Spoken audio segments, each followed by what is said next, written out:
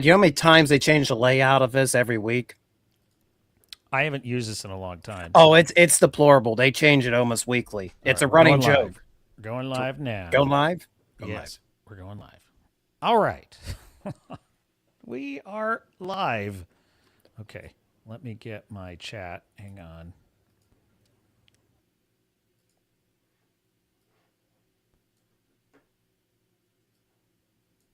I don't see you.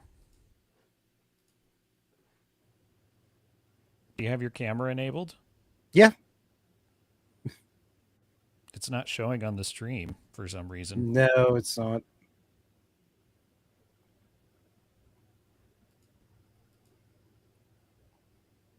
But the good news is I heard on YouTube, I could hear you responding to me. And I could hear you directly in StreamYards. But why? Why is it not allowing? We don't question the ways of StreamYards.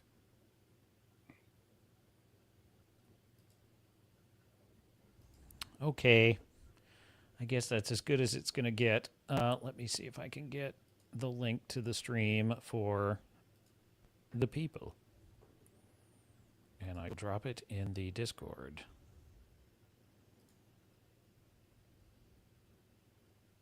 Shareable link.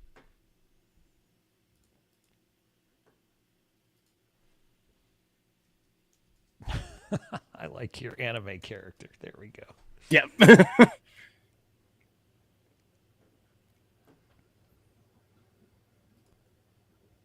All right. Well, welcome, Redoubt. It's good to have it. Introducing, I am Captain Garrett of the Swords of Starship channel. We're talking Young Washington with a real historical man of the Redoubt Productions channel. And that would be Redoubt Productions. He has no other name that I know of. And no camera. Yeah, we don't know what's going on. ChatGPT, so. That's ChatGPT. What is ChatGPT going to say? So you're thinking, yeah, so exactly. This is my actual Mr. Producer. My guest in StreamYards is he's on the stream, but I can't see his camera. Why is that? All right, Redoubt. Are you going to not talk about Washington at all on your channel, or what's the plan? Hold on. I got like 15 million links going on. So I'd love you know what? I don't even know what my plan is anymore. This works. It's been a busy couple weeks. Summer's flying by like crazy. And when I first heard this movie was coming out, I had in the back of my head, I'd like to do something about the movie, whether I like it, whether I don't like it. Love to do a video to tie in. And at this point, I'm just like, Garrett asked me to come on and talk about it. I'm like, yep, that'll work. Well, okay, try taking your camera off and then turn it back on and see if it like asks you for permissions or something, because it would be nice if it weren't weird. But I don't see a setting in here that could fix it. All right, guest settings. Guests can stream this to their own comments. Guests must authenticate. Guest green room. It's nothing. And I must also listen to the stream to see how it sounds.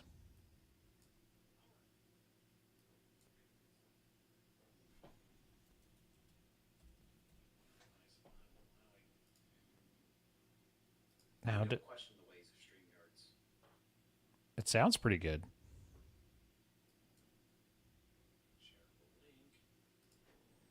All right. Well, let me know, chat, if you hear audio popping. That may happen. Okay, let's talk about Young Washington. I love this movie. I really did. I had a great time. Now, I know that you have some historical critiques, and let me just say, okay, I'm watching the movie, and I'm having a great time. I'm really enjoying it. When they start wheeling out the artillery, and it's like the dense forest and valleys, and it's like really rugged, and there's like mud and all these problems. They start rolling out these artillery pieces, but really they're in a skirmish formation. We're not talking like lines of battle. They're basically skirmishers that are dragging this cannon around with them. Okay, that was sort of ridiculous. And I'm like, okay, I can understand. Sort of as an understatement. All right, fine. I can understand why Redoubt Productions' eyelid twitches when he sees that. I can totally understand it. This have no right to be there. Give me your thoughts, Redoubt. Unload. I want to hear it. I want to hear the full story of why young Washington is a crime against humanity. Maybe I'm being a little hyperbolic. So Young Washington's come out. I think it was announced last summer is when Angel Studios made the announcement that they were going to be releasing a movie relating to George Washington's exploits in the French and Indian War. And I got excited, and then I heard, oh, they're planning to have it out by like next summer. Oh, that's a tight window to get it all done, shot, filmed, edited pretty quickly if they're not even entering production yet. So, wait around, saw the first trailer, looked promising. There were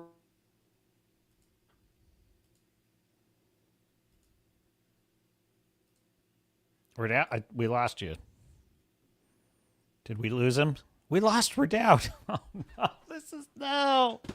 This is as disastrous as the artillery pieces. Let me try removing him and bringing him back.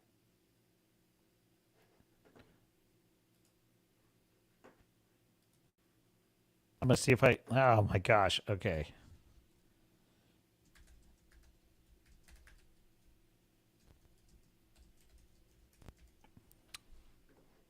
All right, let me pull. All right, well, let me give you my thoughts, chat. Michael Archangel says, just give Redoubt an anime avatar with huge tatas. I wish I knew how, Michael. I really do. Dogface says, after watching it, one thing I hope is the movie will do is drum up some interest in the history of the French and Indian War. The French artillery was a nightmare. Yes, I think, that's, Dogface. I would agree with that. It was faintly ridiculous. I think even if Redoubt had not been already complaining about the artillery pieces, I probably would have flagged that as that doesn't look like something that would actually happen. I think I would have immediately recognized that, but he's back. Okay, let me see if I can get him back here. Okay. Say something. What happened? What happened? I don't know what happened. Well, I thought first the StreamYard crashed, but I think it was my internet because like Facebook went down to everything. I had a Facebook link off to the side. We're just back. Having a great time. We're having about as successful a stream as Washington had a battle at Fort Necessity. It's about how we're doing, I would say. Okay. You were saying about your thoughts on Washington. Yeah, so the movie came out. I went July 5th. Friends invited me. Tickets were paid for. Let's just put it that way. Like somebody paid the tickets in bulk. So we didn't actually have to pay for them, which meant I could buy popcorn without having to worry about the cost of everything. So went in, watched. Everybody golf clap for the whole they otter clap for the whole thing. They were like seals. Otter clap. Seal clap? You're calling it seal clap? Everybody seal clapped, yeah. That's a little harsh, don't you think? Go on. Give me your worst, Redoubt. The thing about the movie is everybody's like, well, it gets the broad strokes right. Well, if it got the broad strokes right, then we wouldn't have the timeline so out of whack. And it's not just in a way. Oh, dear. We lost him again. Your audio's dropping again. That ain't good. Oh, there we go. I can hear you now. I can hear you.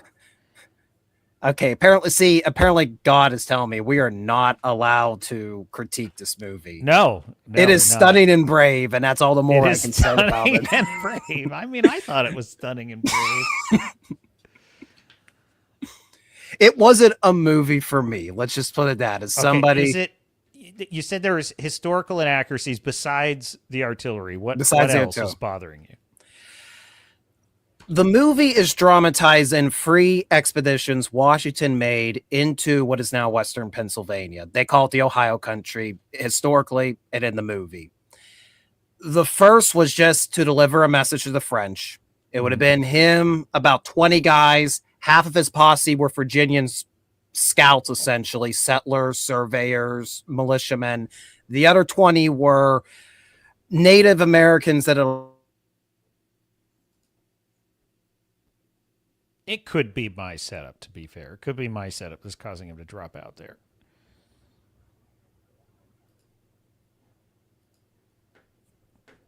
Redoubt. I wonder if I do this, if I turn my camera off, maybe that'll take the.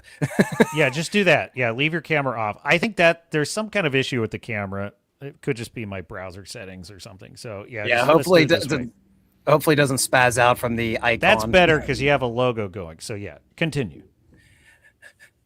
So that's the first trip. They go up, deliver a message. Please leave. The French politely, but also emphatically tell him no. This is what compels Washington to come back with about 300 Virginia militia. Their mission is to build a fort where Pittsburgh is today. They technically start building a fort, but before Washington himself gets to Pittsburgh, the French have already come down, kicked the Virginians.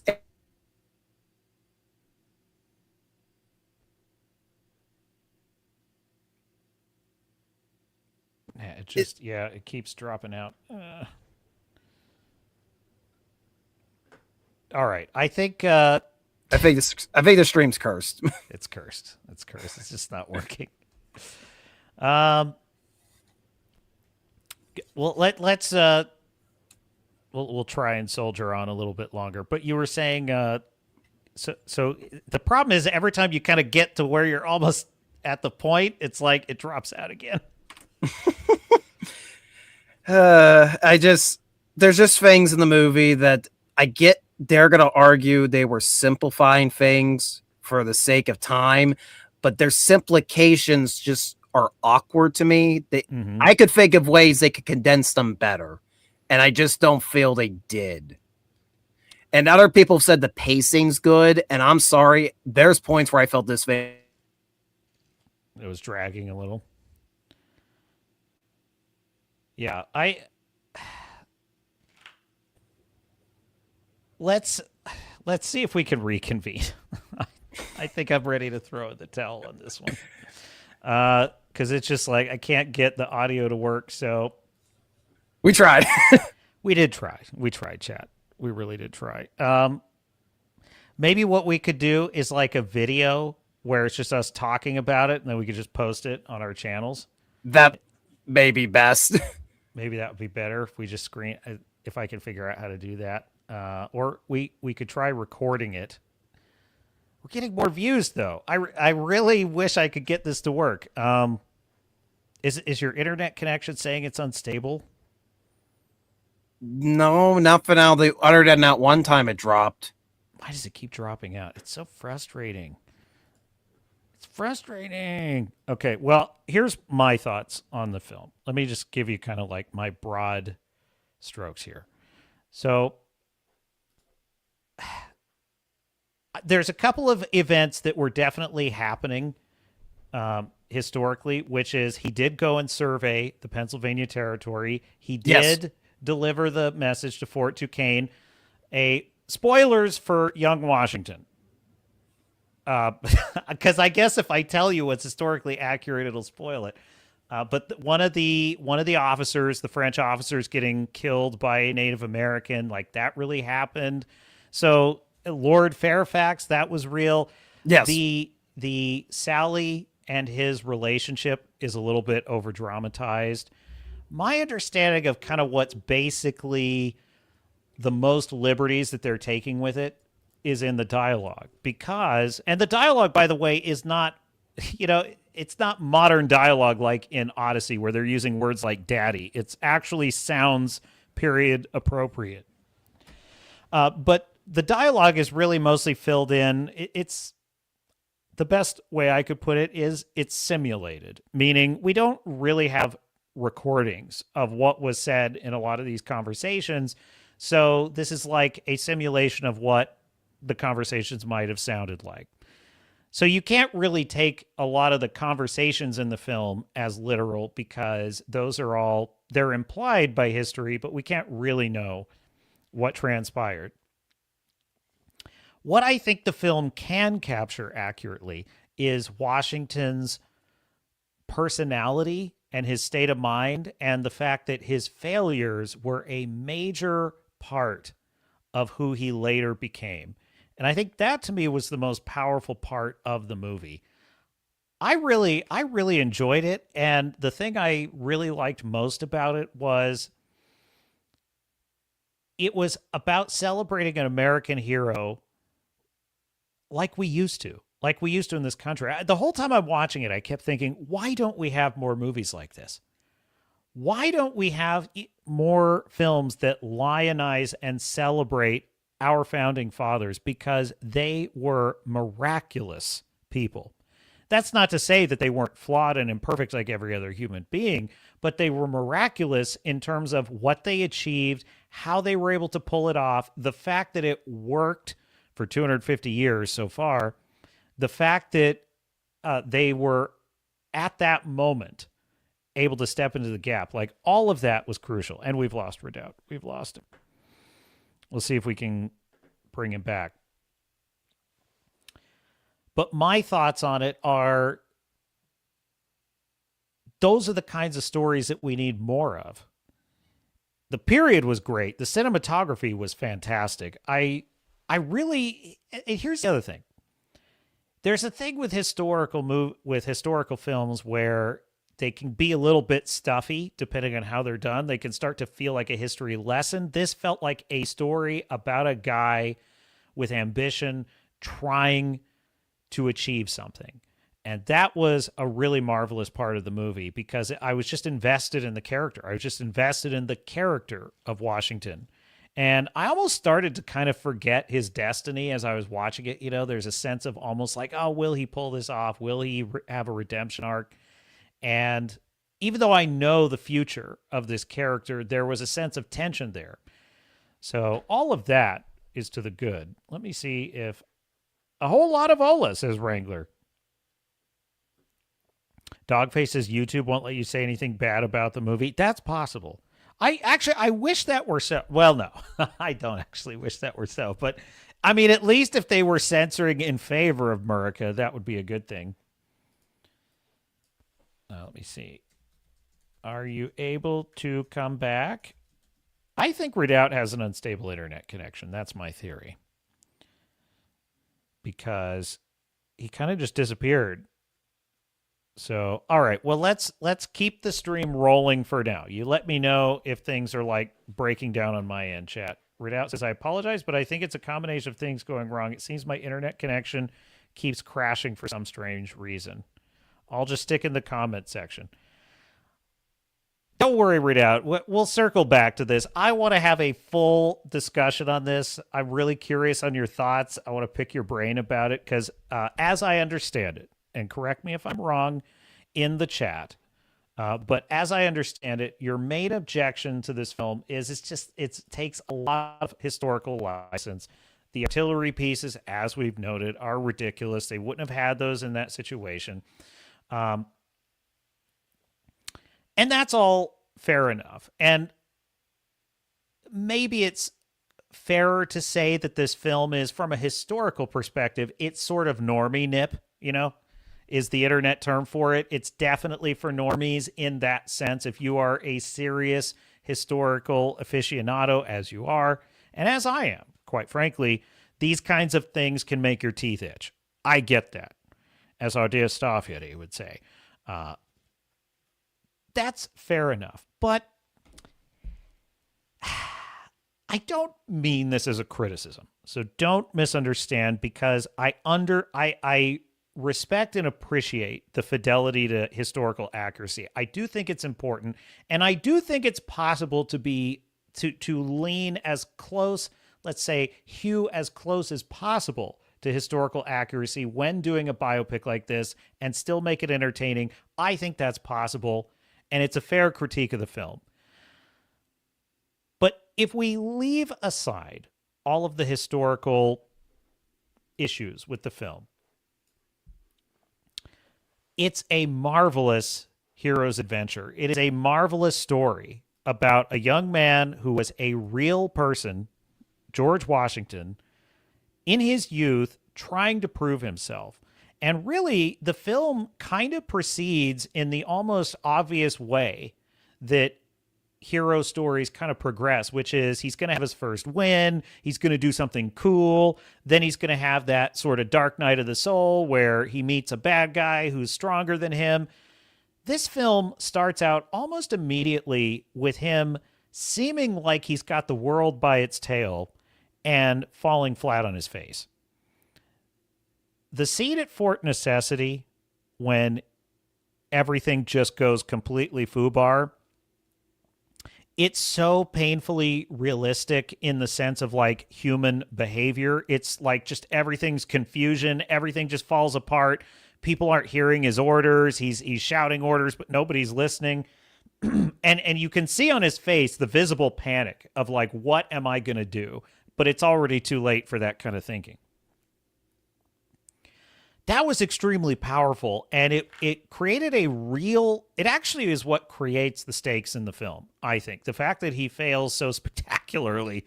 I mean spectacularly.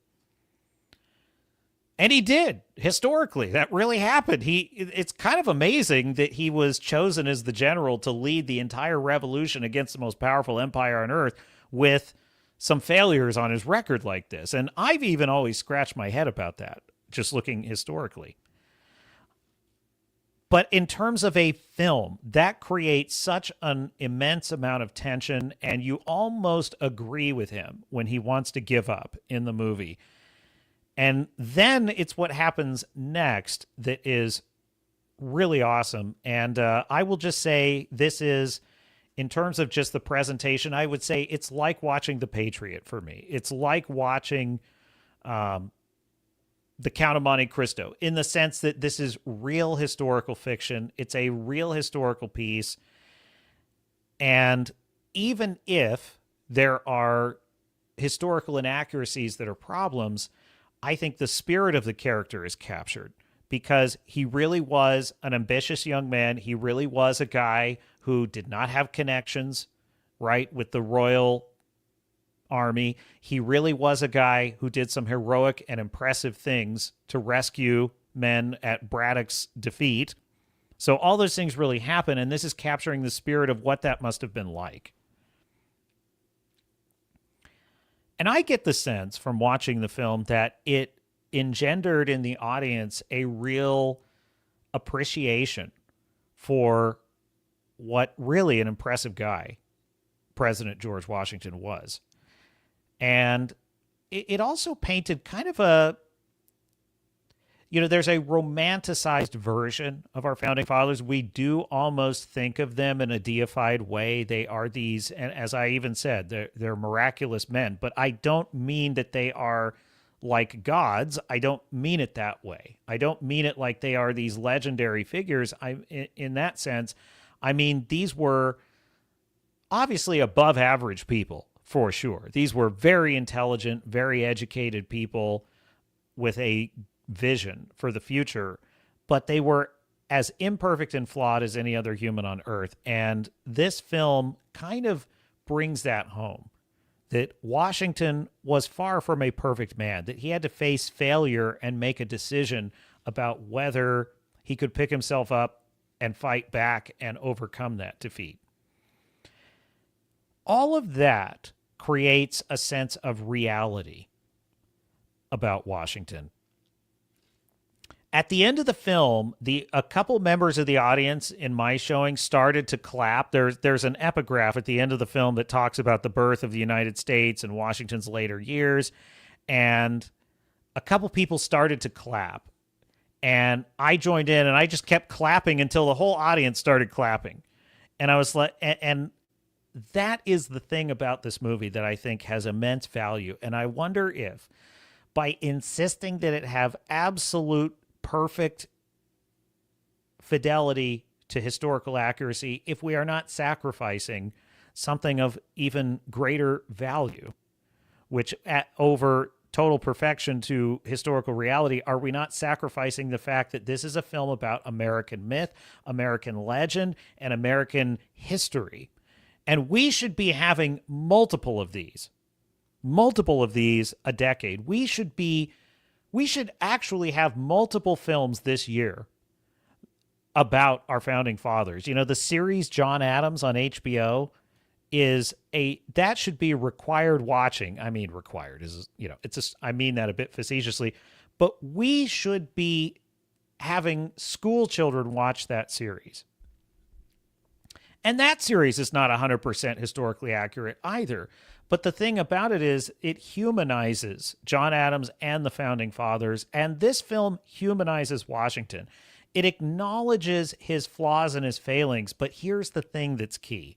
It also correctly portrays his true heroism and the fact that these were extraordinary people and we really owe them, our ancestors who helped found this country, we owe them everything that we have.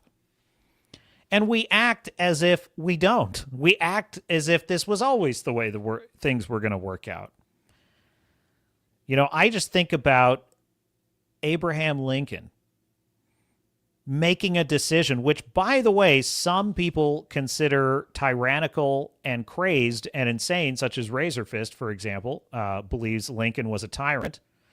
But Lincoln made the decision that, no, we're not going to allow this country to fall apart. You are not allowed to dissolve this country because you don't like it. And you can argue that he had no right to do that or not, but I just think that decision is so bold and so powerful, and it spared the world the loss of the United States of America. It spared us that loss because it would have destroyed the dream, I think. And then you think about John F. Kennedy during the 13 days of the Cuban Missile Crisis, and you think about how close we came to nuclear war and how careful statecraft and second-by-second decision-making that involved enormous restraint averted that horrific possibility. And you think about Ronald Reagan, Ronaldus Magnus, who sat across a table from our mortal enemy, Gorbachev of the Soviet Union, and hammered out an arms reduction deal. And you just think about all these people that have contributed to keeping this thing going that we call the United States of America. I think we need more films that are celebrating this, that are getting people excited about it, that are bringing people in. If there was one moment in young Washington that I felt was, subverting, let's just say subverting the idea of Washington, portraying him as, oh, he's not what you thought in history. He actually was just as much of a selfish guy as anyone else. If there was a whiff of that, I would tell you. But in this movie, it gives Americans permission to be proud of our history again. You know what's a great example of this? Great example of this is the film Darkest Hour. Darkest Hour, about Winston Churchill during the first 5 or so days after he took power as prime minister, and basically France fell to the Blitzkrieg. That movie, a lot of critics were making fun of it. That would be the approved intelligentsia, the critic class, who are the gatekeepers of what is sophisticated and what is not. All of those critics were, a lot of them anyway, not all of them, a lot of them were saying that this was a film about how we should feel really proud of ourselves in Western civilization for defeating the Axis powers and so forth, but really that's bullshit. We really don't have that much to be proud of. This was during Trump's first term. So all of the leftists that were reviewing that movie were mad at it because they felt it was making people too proud of our history in World War II. And it was showing this sort of rosy portrayal of Winston Churchill. And my reaction to that is it's crap. That movie is fantastic, and we need more movies like that. And this is our version of that. You know, this is like our version. Do I have this, Mr. Producer? I do have it. But I can't share it because I'm not paying for the subscription. Anyway, it's the clip from Darkest Hour in which he says, we shall fight them on the beaches. We shall fight them in the hills. This is we need movies that make us proud of who we are, that tell us the story of our society and our culture. If we don't have that, we don't have any of this. So, look, I think this movie is a net positive. I think it's a good thing. I think that I can live with some historical inaccuracies if the spirit of the story is kept preserved. I just had a great time watching it. I just enjoyed it so much. I love historical fiction. I love The Patriot. I love Last of the Mohicans. I love Count of Monte Cristo. Like, I just love Braveheart. I love historical epics. Gladiator. This is up there with those films for me, and I'm pretty shocked by that, to be honest with you. It's a fairly low-budget film, and, you know, I had two fears for Washington. I had two fears for young Washington. Fear number one is they downplay the patriotic element of it. They don't sort of allow the audience to root for and cheer for Washington as a hero, as a legend, right? So that was fear number one. And that fear was allayed. They didn't do that. And then fear number two is it's cheesy. That's fear number two, which is the pendulum goes too far the other way. It's just pure, you know, what's the word I'm looking for? It like they overdo it. You know, it's just all pure kind of like pro-America propaganda, bald eagles flying in behind it, you know, the fantasy of who Washington was. And it didn't do that either. It kind of hit right in the middle where he's human. He's a guy that had to face failure and defeat, and he rose above it and became something great. And it gives us permission to celebrate the legend of our founders. So let me kind of dig into what you're saying here, Redoubt. Let's see here. Okay, here's Redoubt Productions complaints. Critiques. Let's say critiques. Let's put it this way. I think Chernobyl does a good job of condensing multiple people and events while remaining true to the events. Chernobyl being an exceptional miniseries. Christopher Gist is reframed from an experienced surveyor, trader, and Indian interpreter to being best buds with George Washington, though I do partly get why. Gist did not die at Fort Necessity. He died of illness while on Indian diplomacy matters in Carolina, Georgia in 1759. Yeah, that's a big change for sure. Let's put a pin in that one because I have thoughts about it. Redoubt says, something that drives me mad, almost on the level of the French bombards, is that some sequences of Braddock's defeat are filmed in an appropriate forest setting, and then some are out on a wide open prairie so they can stage those darn bombards again. We could treat that as red. And Redoubt agreeing with your dear captain that John Adams was a phenomenal series. Young Washington cannot hold a candle to it. Well, in terms of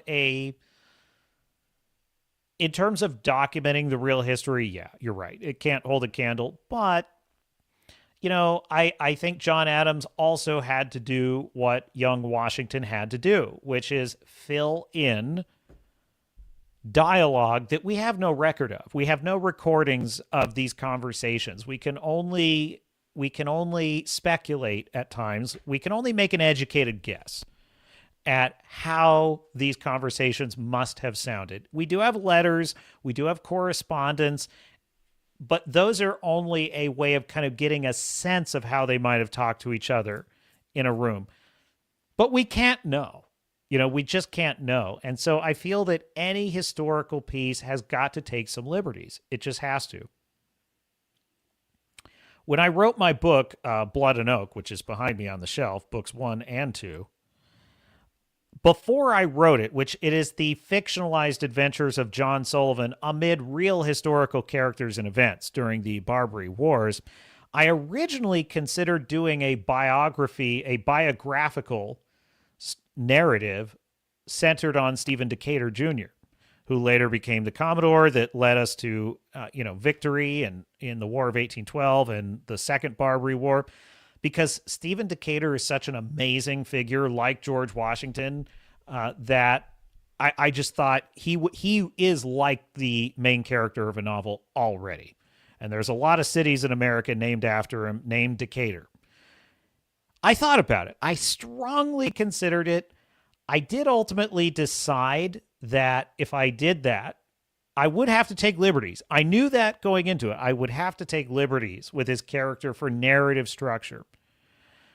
And I was willing to do that. But the question was just how many liberties could I go? And what ultimately tilted me back towards, let me just create a fictional character who can inhabit those events, but he can just be, his own character that I can just make him whatever direction I want to go with him, I can go with him.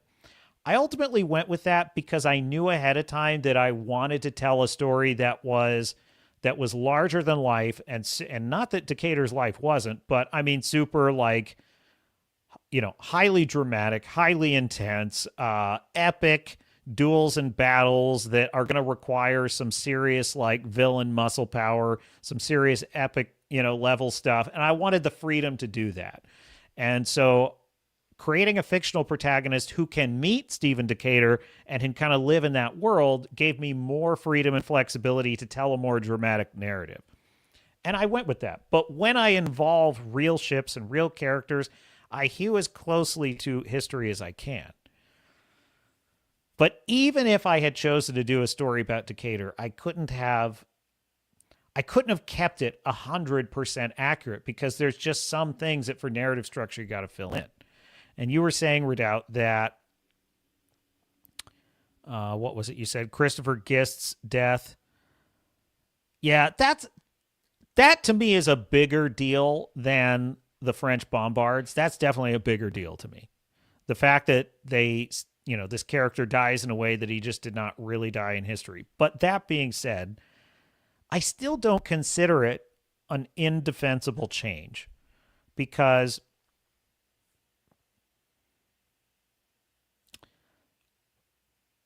when Washington needed in the narrative structure of the film, he needed to experience a loss that we, the audience, would deeply feel so that we could connect that loss with him. And to me, the death of Gist is very crucial to that narrative.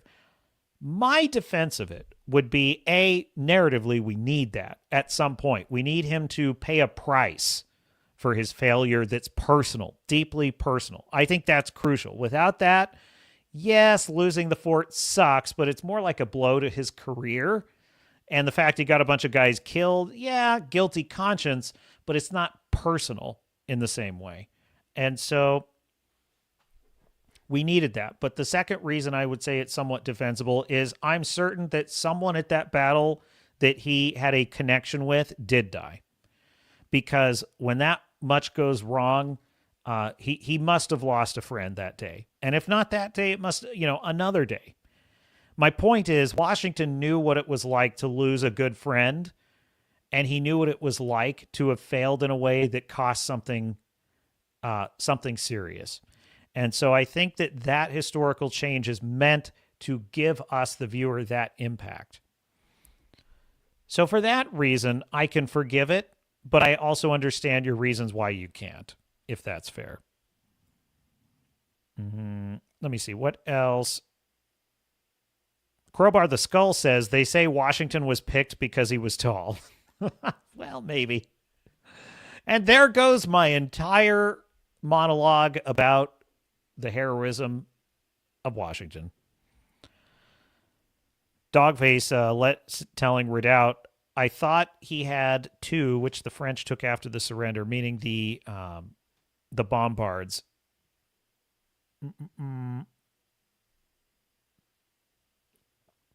Crowbar says that John Adams series was amazing with Paul Giamatti as John. He was so over the top. He was great. He was fantastic. That miniseries. By the way, don't forget the great Tom Wilkinson as Benjamin Franklin. Oh, incredible. Incredible. And the guy who played Washington, I forget his name, but he was fantastic as well. One of my favorite parts in the whole thing is when John Adams is obsessing about what the honorific is for the president. And it's like, should we call him Your Excellency or Your Honor? And he's like kicking around all these ideas of what the honorific is for the president. And Washington hasn't really said anything about it. But then at this one scene, he kind of makes this offhanded remark and he says, John Adams is walking out of the room, excusing himself, and he says, thank you, Mr. President. And he's walking out. And Washington says, Mr. President, and nothing more. And I loved that. It's like George Washington set the tone for what the presidency was and what it was not right from the beginning. Michael Archangel says, Abraham Lincoln versus zombies was an incredible story about our founding fathers. You know what was not an incredible story about our founding fathers, Michael Archangel? Abraham Lincoln Vampire Hunter. That is about one of the dumbest movies I've ever seen. And the sad thing is, I was excited to see that movie. I was really into it. I was super invested in learning about the hidden history of Abraham Lincoln hunting vampires. I didn't know that about him. I didn't know that he was a vampire hunter, so I was very excited about that. And then it turned, this is just some stupid fictional thing. Oh, well, never mind.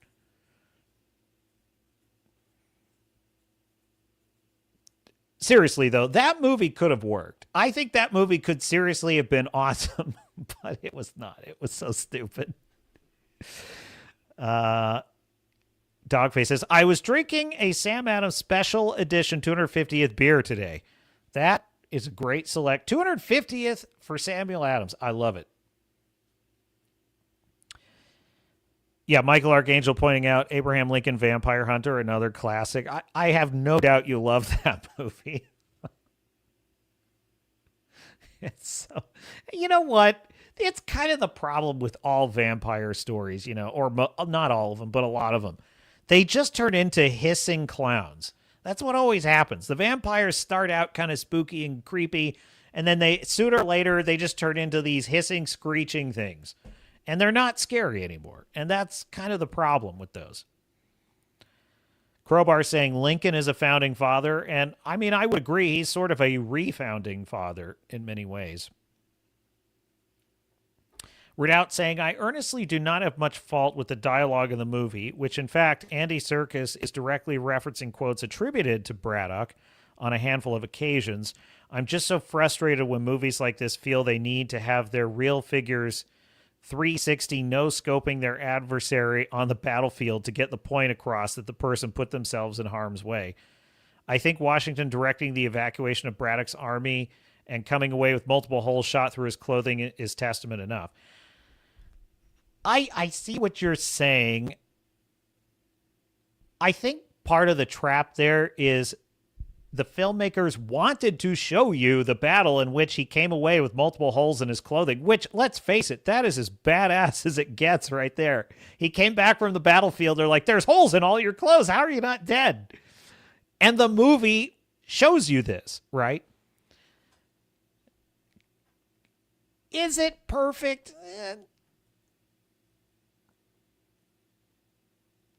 There are moments where it's a little over the top, but that being said, I loved it anyway, to be honest with you. I loved it anyway. I don't see a lot.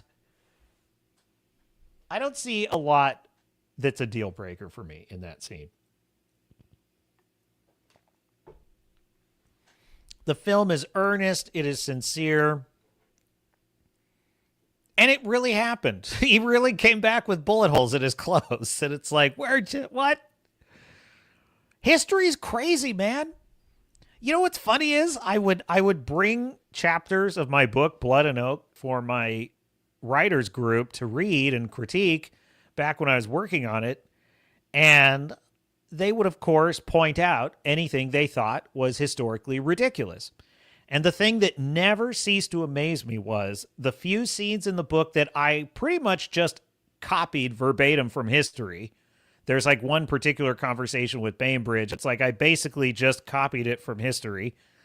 And those were often the scenes where they're like, well, that didn't happen.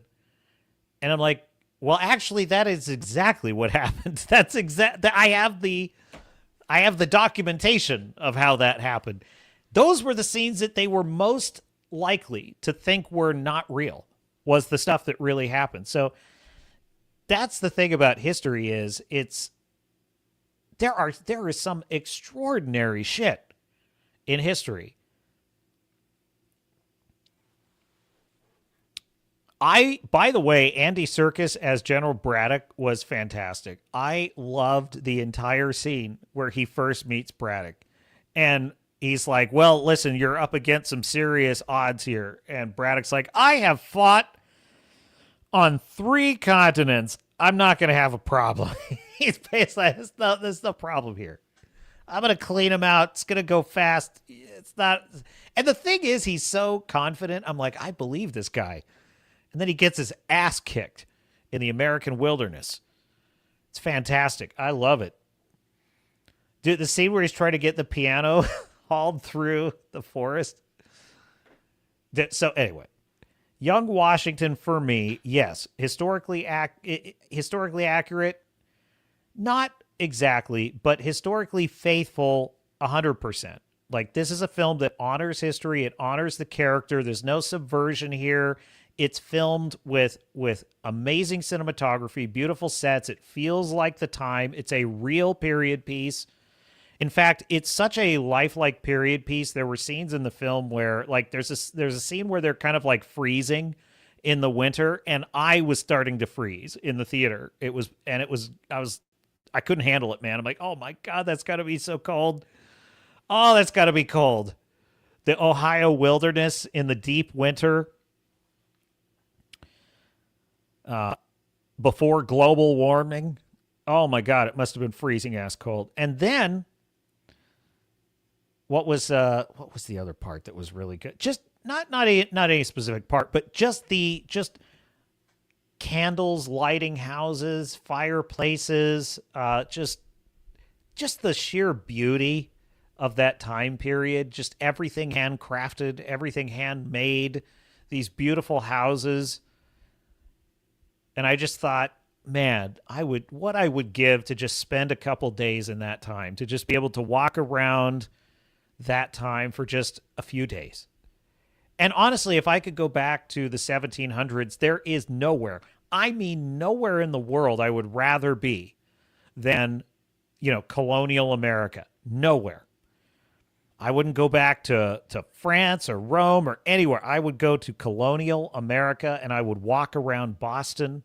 I'd walk around Philadelphia or New York. That would just be the best.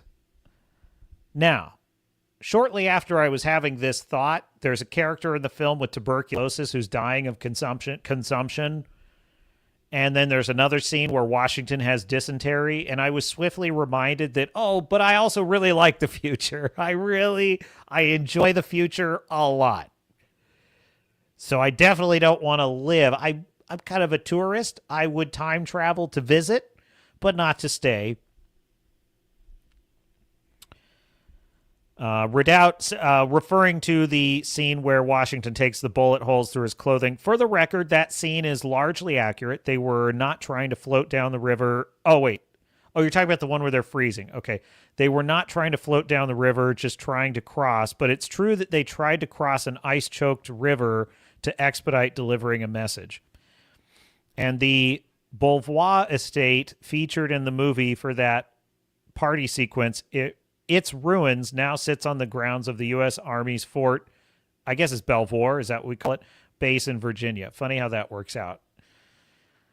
No, I guess my thoughts on this film is, bottom line, we need more. We need more of this. I want a sequel to this movie. This is one of my favorite movies of the year. It gives Americans just a little tiny toe dipped back in the waters of being proud of our history again. To me, that's a big deal. And the thing is, it's a movie that's actually worth going and seeing as just a movie. Just not as a, oh, I'm gonna represent for America. No, no. You just go see it because you want to see a good movie. That's the reason to see this movie. And we need more of these. And it honestly kind of got me fired up about my Blood and Oak books again, because I've been working on Galaxy Born lately, which has been great. I've been working on it, galaxyborn.com. Check it out. That's my futuristic science fiction novel series, but I do intend soon, once I get to a certain point with that, to return to writing more Blood and Oak books. And this movie got me fired up about it. It reminded me of why I like historical fiction in the first place, because I may not have a time travel machine, but I do have my imagination, and that's the next best thing. Redoubt saying, Lawrence Washington, for the record, died in 1752 before the events of the majority of this movie. But yes, he was indeed a major influence of George's ambitions in life. I understood that change. Yeah, so with a film like this, it's worth noting that the reasons for some of these historical changes are the same reasons why what Backrooms failed to do is a problem. Because I went to see the movie Backrooms, which I quite enjoyed and had a lot of fun watching it. But when I got out of the theater, I said, it's more like an art film than a horror movie to me. It's more like an art house film than just a popcorn movie. Whereas Obsession, on the other hand, that's a popcorn movie. That's a movie you go for the thrill ride of it, right? But I still love Backrooms because the set design and the liminal space nausea was fantastic. I love all that. But in terms of a plot structure, it really kind of sucked in terms of a plot structure. Because the third act of the film, you can totally tell this was a film based on 4chan creepypasta, and it was trying to recapture that for the theater audience. Now, the problem with that is 4chan creepypasta does not a proper film make. You still have to tell a 2-hour narrative film structure for the film to really work. And that's the great failure. So the irony is, yes, you want to be faithful to the history of young Washington, but you also have to have a good movie. In order to have a good movie, you're going to have to condense some things, slightly move some things, but in such a way that it captures with accuracy, the spirit of it. So to your point, Redoubt, yeah, did Lawrence Washington die at the exact moment of the events in this movie? No, he died slightly before that. But the conversations that Washington has with him about ambition and about becoming a gentleman and all those things that influenced him, those things did occur in his life, and they had important bearing on the story. So we needed to see it, even if it was slightly in the wrong order, so that we had a cohesive film structure. And the problem with Backrooms is Backrooms said, no, we have to be 100% accurate to the way the creepypastas and the 4chan threads and the little YouTube conspiracy videos work. We don't want this to just be a movie. We want this to be just like your experience of it on the internet. And that's wrong-headed. That results in a broken storytelling structure. And one of the chief defenses that the director of Backrooms had for it was he said, well, we plan to make more of them. We plan to keep the mystery going just like with the YouTube channel. And I'm like, wrong. You don't make a movie just like the YouTube channel. You make the movie stand on its own. I'm not saying you can't have a hook for more stories or more mysteries, but it needs to stand on its own as a film. And you got to murder that darling of trying to cling on to what it is on the internet. What it is on the internet is a different thing than what Backrooms is in film. And the same is true of history. What it was in the pages of history is just never going to be the same as what it is in a film that is meant to evoke emotion and persuade you and get you invested and immersed. Historical accuracy is vitally important, but not so much so that you sacrifice narrative structure and entertainment value. And I know, that sounds super like Hollywood bullshit of me to say, but the dividing line for me is Did we respect the events? Did we treat with sincerity the spirit of the history? That's the line for me. And I felt this film did that. Now, if the film were totally subverting the history, then that would be a different story, right? If the film were trying to present a like a critical race theory version of Washington that was trying to recast all the events to fit like a propaganda narrative or something, well, then yes, I'd have a huge problem with it. Redoubt says Captain McKay, the British officer who was most rude toward Washington and killed in the Fort Necessity sequence, also lived through that battle. The dispute in command was present. If your argument, Redoubt, is they could have hewed closer to the history and it still would have been good, I think that's a fair argument. I definitely do. And it's a very fair critique of the film. If it's possible to have hewed closer to the history and still preserved the exciting pace and the film narrative structure of it, then should they have done that? Yes, they should have done that. I don't think you like for example, I've said this many times on the stream. I love the film The Patriot, and it's much more fictionalized than even Young Washington is. It's a very fictionalized version of the American Revolution. It's mostly just meant to be fun to watch and an adventure. But even so, there is a scene in the film in which the evil British Colonel Tavington locks an entire town of people in a church and burns it down with them inside. It's horrific.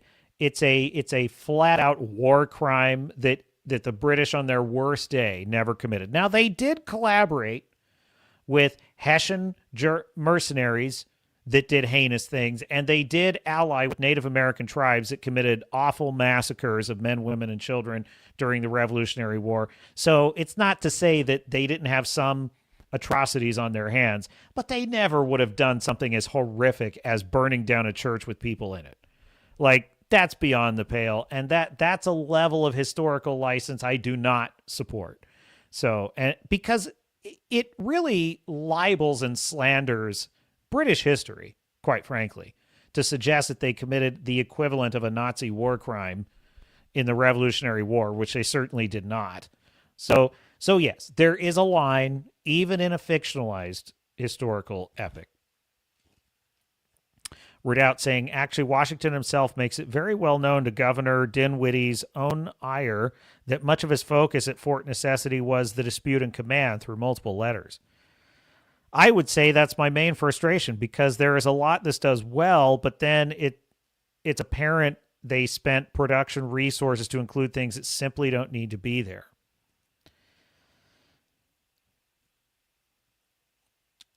Look, if the film is meant to be a documentary of history, I'm 100% on your side, Redoubt.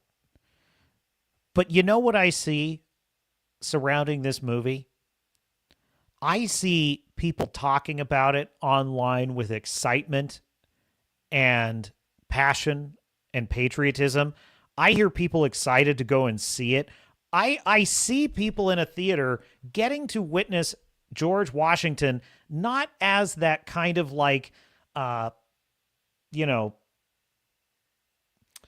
wooden, old like museum picture on a dollar bill. He's not this kind of like version we have of him, the dollar bill president. He's not this portrait sitting in a gallery. He's a real flesh and blood young man with failures and faults, and he's trying to do something. And we start to see that this guy has a destiny.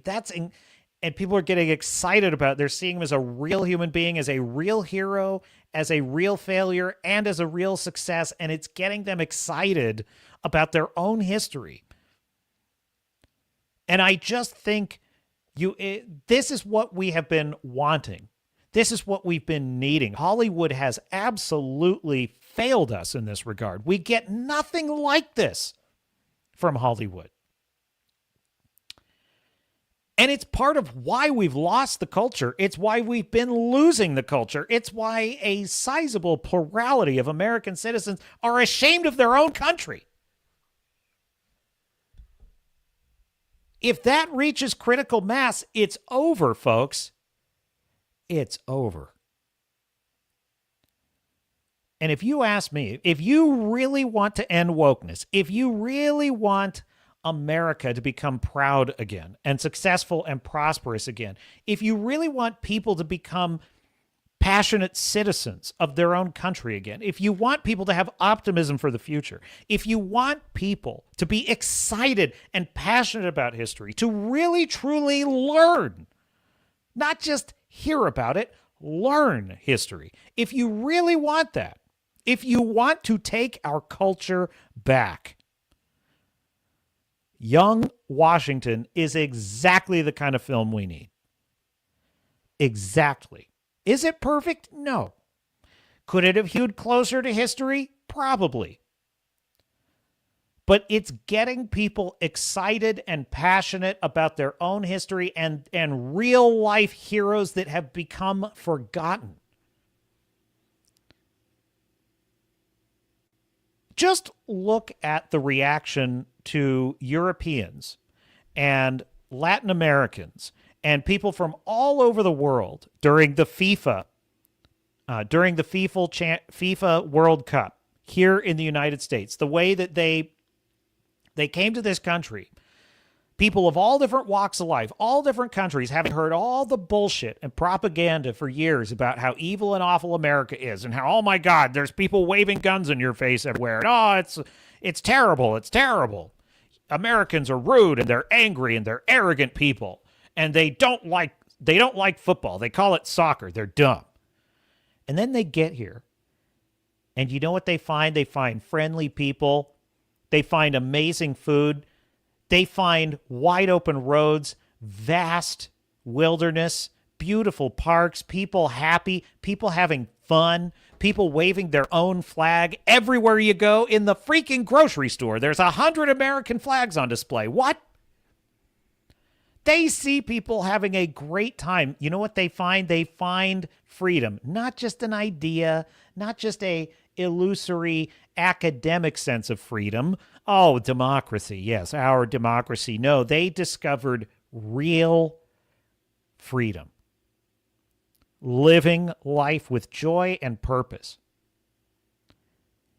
And when I saw that, I suddenly realized all the things I've been taking for granted.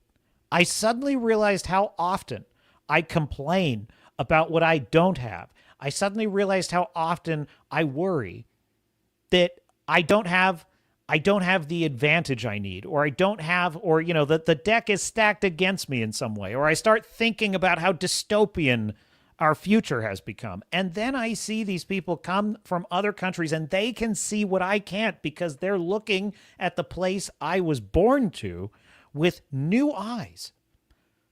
An infant's eyes, a babe's eyes. And suddenly they see the wonder of it that I've been overlooking, that I've been taking for granted. They see freedom. They see roads. They see big old trucks. They see gun stores. Guns everywhere. You can buy them and no one's going to shoot you. That's just in the movies. They see patriotism, not just because it's like, oh, we're better than you patriotism. No, patriotism of like, this place is great, we love it, we'll die to defend it. Holy shit. These Americans aren't kidding around, are they? We've lost that. That's what I realized. I was like, oh my God, I'm about as patriotic a guy as you could ever find. I love this country with every fiber of my being. And even I realized, wow, I've allowed these crabs in a bucket in my own civilization telling me about all the crimes of my ancestors and all the savagery of America's past and the complicated, complex nature of manifest destiny and blah, blah, blah. All the subversion and deconstruction of our heroes and the masculine adventure archetype, the Teddy Roosevelt go-getter. I've watched all of that become dismantled, and some of that has infected me, and it has stolen from me not all, but some of my own passion, my own patriotism for my own country, and my own appreciation of the miracle in which I live. That is the United States of America, the miraculous nature of this country. Tell me which other country in the world, you tell me which one, risks its blood and treasure to defend what's right in the world. Not perfect, makes lots of mistakes, sometimes is selfish as hell, no doubt about it, but nevertheless a country that sometimes intervenes to stop genocides, to settle wars, to rescue people from earthquakes, that fights on some level at all times for the preservation of its own ideals, the ideals that treat every human life with equality and dignity. Does it work out that way in practice? Not always, but at least we're fighting for it. Who else truly risks their lives for that? This is the only one we got, folks. This is rare. I talk to people that are Gen Z all the time, and I say, they'll ask me things about like, why do we have juries, in trials? Like, why is that even necessary? And, it's just stuff like that. And I'll just start talking about, well, I think that the right to a jury trial of your peers is one of the number one reasons our country has stayed free as long as it has. And if you want me to tell you why, I'll bend your ear about it. But that's not the point. The point is, every time I have one of these conversations, I suddenly realize they take all this for granted. They think this is just how it works. You can say something like, I know my rights, or this isn't fair. And like there's somebody who has to listen to you. No, they don't. 95% of human history, 99% of the world operates on one simple rule. Might makes right. Do you have it or do you not? That's unfair. Tough shit. You're going to the gulag, whether you like it or not. Most of the world, historically, has been governed by savagery and violence, and little else.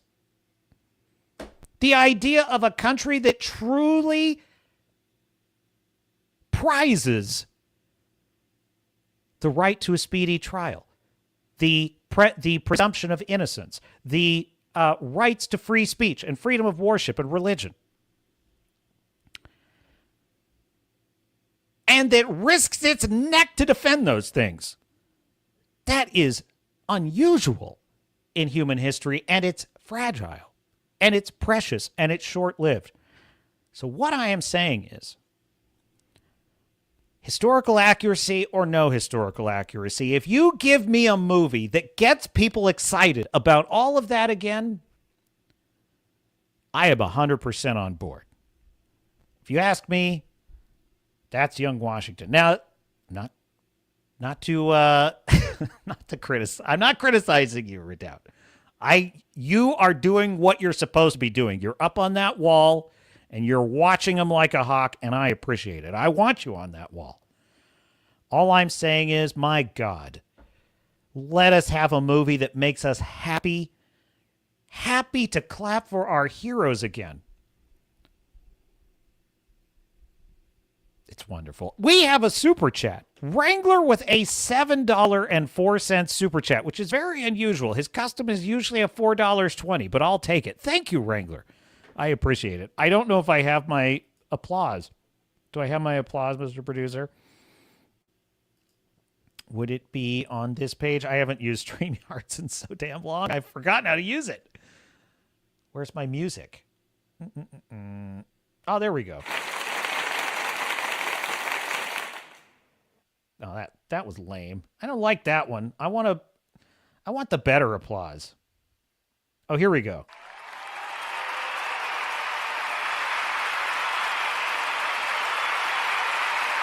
Month 7, day 4. Oh, okay. That makes sense.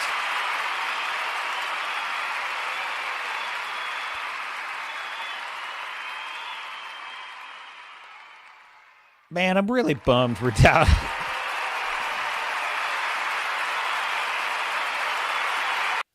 I had it on loop. Sorry. I'm really bummed, Redoubt. I'm bummed that our attempt to do a collaboration did not work. Stop that, Mr. Producer. No, we don't want any more of that. Thank you. Thank you, Mr. Producer. Well, let's see now. I have a video. Do I remember how to share? Let's see. That would be this, right?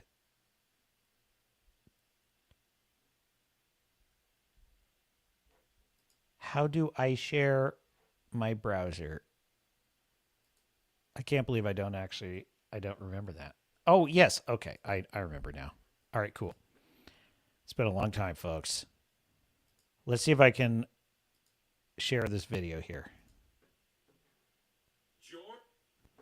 No, I need all of my sound is going through the wrong place. I need that's where the sound goes through.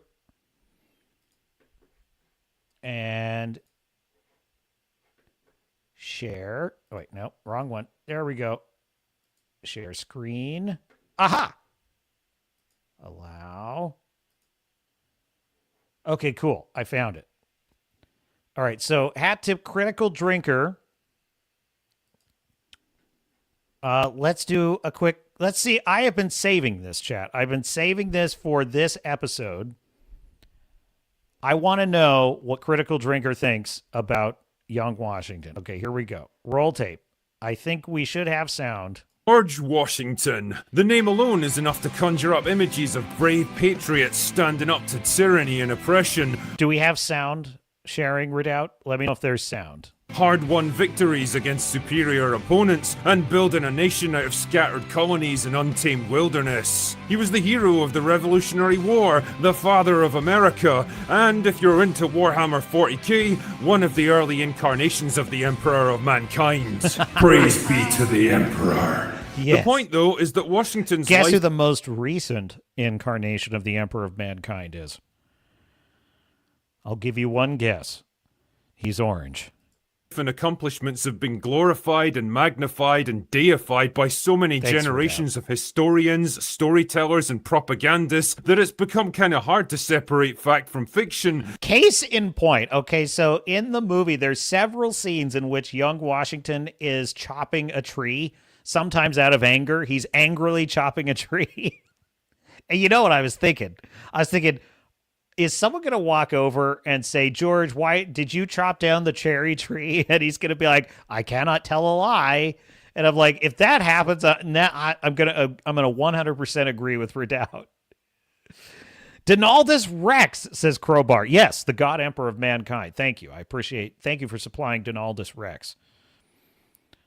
Redoubt says, hey, if you don't want negative Nancy Redoubt, I do have several recent chat comments that are positive on young Washington. Also can confirm Braddock's tree line shall be quoted in irony for years to come at museums across southwestern Pennsylvania, shall bring me and my colleagues much joy.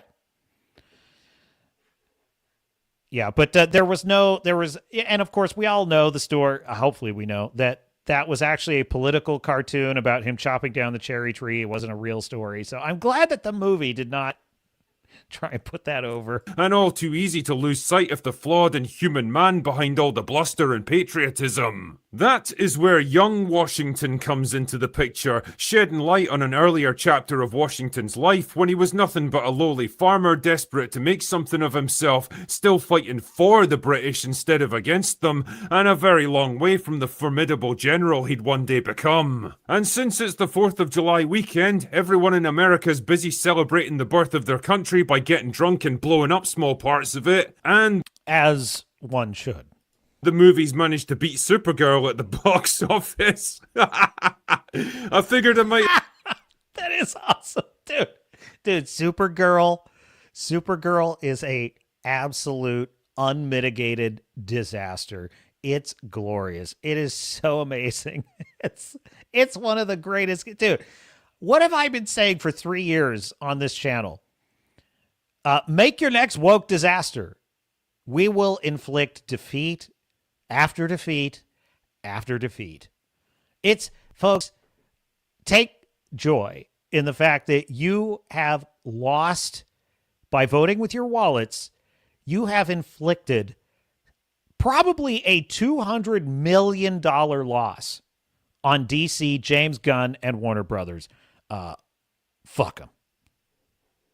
As well, take a look myself. The movie kicks off in 1750s colonial America, where the British and French are racing to grab as much of the New World as... This scene where he's meeting with the French commander of the fort, this whole setup is incredible. How can you not love this, Redoubt?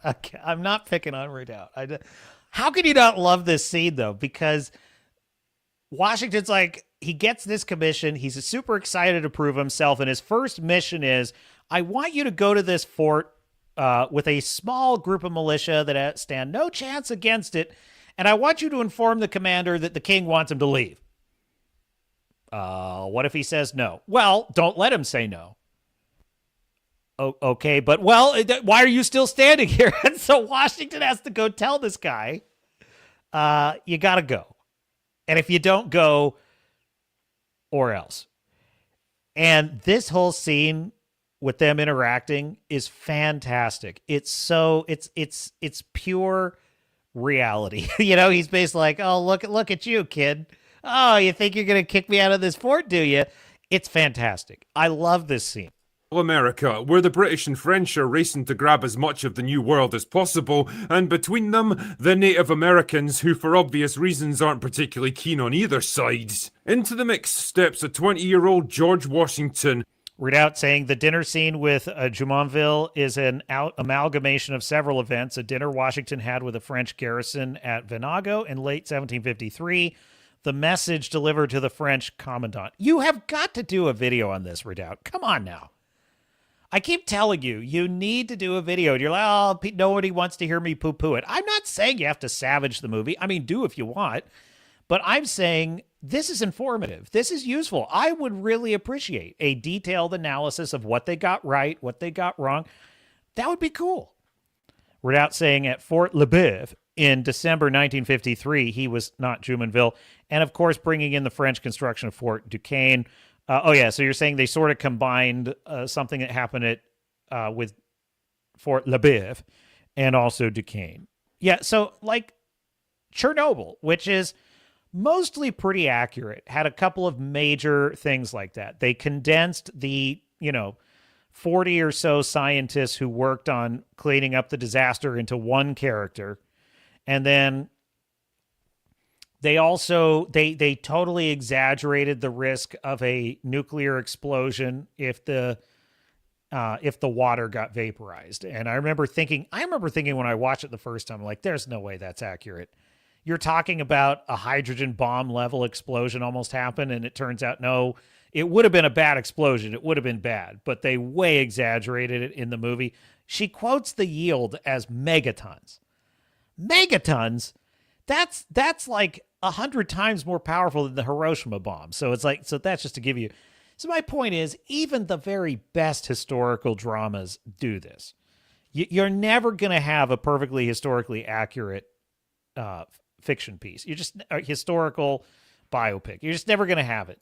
An obscure farmer from Virginia who aspires to bigger and better things and tries to join the British Army as an officer, only to get turned down because he's not rich or upper class or, well, British. Eventually, though, he blags his way into a high society party and charms the host into letting him survey the newly claimed lands of Ohio. But tensions rise when he discovers the French army have decided that it belongs to them instead and are building fortifications there. Clearly this shall not be allowed to stand, sir. After reporting back to the governor, he's sent there to deliver an ultimatum. Fuck off or face the consequences. Now everyone expects the French to do what they do best, surrender, but they're like, nah, it'll be fine. Or should I say, no, sera. So naturally there's a bit of a set to and a bunch of Frenchmen get killed in the fighting, but then they come back with a much bigger army, totally kick Washington's arse, and force him to sign a humiliating surrender that blames everything on him. Demoralized by the disaster. Oh, that's the other thing, Redoubt. He takes account. He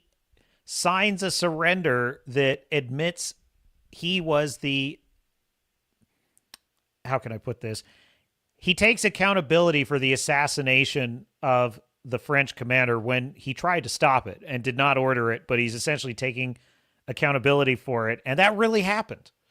So like that's a pretty amazing detail in the film. I was like, wow, he basically was forced into surrender to say, yeah, I totally assassinated the dude, even though he didn't.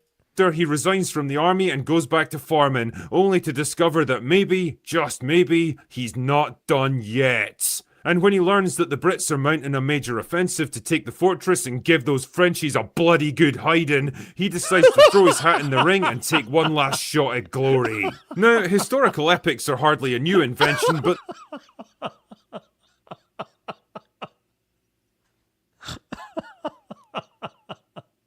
That's just so good. They give him a bloody good hiding. Goddamn right. they do seem to be having a bit of a resurgence these days. Napoleon was, well, definitely a movie of all time. Oh my God. Stop the tape. Redoubt. If there's nothing else I can say to persuade you, let this persuade you of my point. We could have had way worse than this. We could have had the Napoleon film by Ridley Scott. Imagine if this had been on that level. What a disaster. That movie was garbage. The Joaquin Phoenix Napoleon film, and I love Napoleonic history. Napoleon is one of my favorite historical figures in terms of like study and his life. His life is incredible. Napoleon is a fascinating figure in history and very misunderstood in my opinion. I think there's a lot of revisionist history about him. And this movie is part of that, by the way. They portray, he was a little man. He was basically, they portray him as a chud. He was a chud who was very insecure because he was short. And he was kind of like the potbelly dictator of North Korea. And he was just throwing his weight around. It's like, dude, Napoleon was an absolute fucking chad. Okay. I'm not saying I condone what he did. I'm saying you do not accomplish something like that. If, Alexander the Great, Julius Caesar, you don't accomplish things like that unless you are a truly impressive leader, which he was. Woke Washington, says Crowbar. I'm not sure what you're saying there. If you're asking if Washington is woke. Oh, you're saying, yes, yeah, okay. I think I see what you're saying. If Ridley Scott had made Young Washington, it would have been woke Washington. If that's what you're saying, I 100% agree. Because that's what we got with Napoleon. I mean, you could say it's woke. That's not really the issue. The issue is mostly that A, it's boring. B, Joaquin Phoenix's performance is terrible. C, it's one of the worst structured narratives I've ever seen. And I think it totally misportrays Napoleon, and it has it takes historical liberties that make it boring. That's one of the worst crimes of it. So yeah, it could have been a lot worse. We could have had Ridley Scott's Washington. You think you're so great because you have boats! Boats! Oh my God, I forgot about that.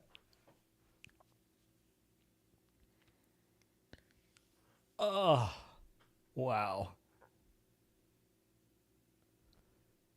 I could not have thought of a better way to illustrate that, like Drinker's clip there. I could not have thought of a better way to illustrate how bad the Ridley Scott Napoleon was. This pretty much sums it up.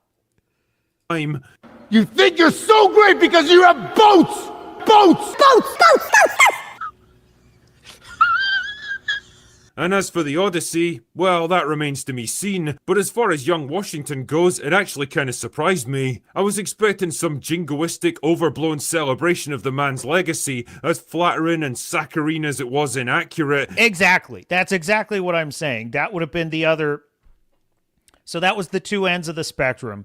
One end of the spectrum is sort of mildly ashamed and subversive, and, it's the critical race theory revision of like, oh, Washington wasn't this great figure. He was mostly just trying to make money for Mount Vernon. Or the other end of the spectrum, which is what Critical Drinker is saying, where it's over the top, jingoistic. It's this very fantasy version of it. I am just so pleased and so happy that the film landed between those two poles, which is reality, in my view. Historical exactitude, no. But basically reality, yes. Cringe Napoleon says, Crowbar, I hate that movie. Crowbar, don't get me started on Ridley Scott's Napoleon. I fucking hate that movie. It's one of the worst movies I've seen in a long time because it was made by a great filmmaker about a truly amazing historical figure that you could have had an incredible movie about.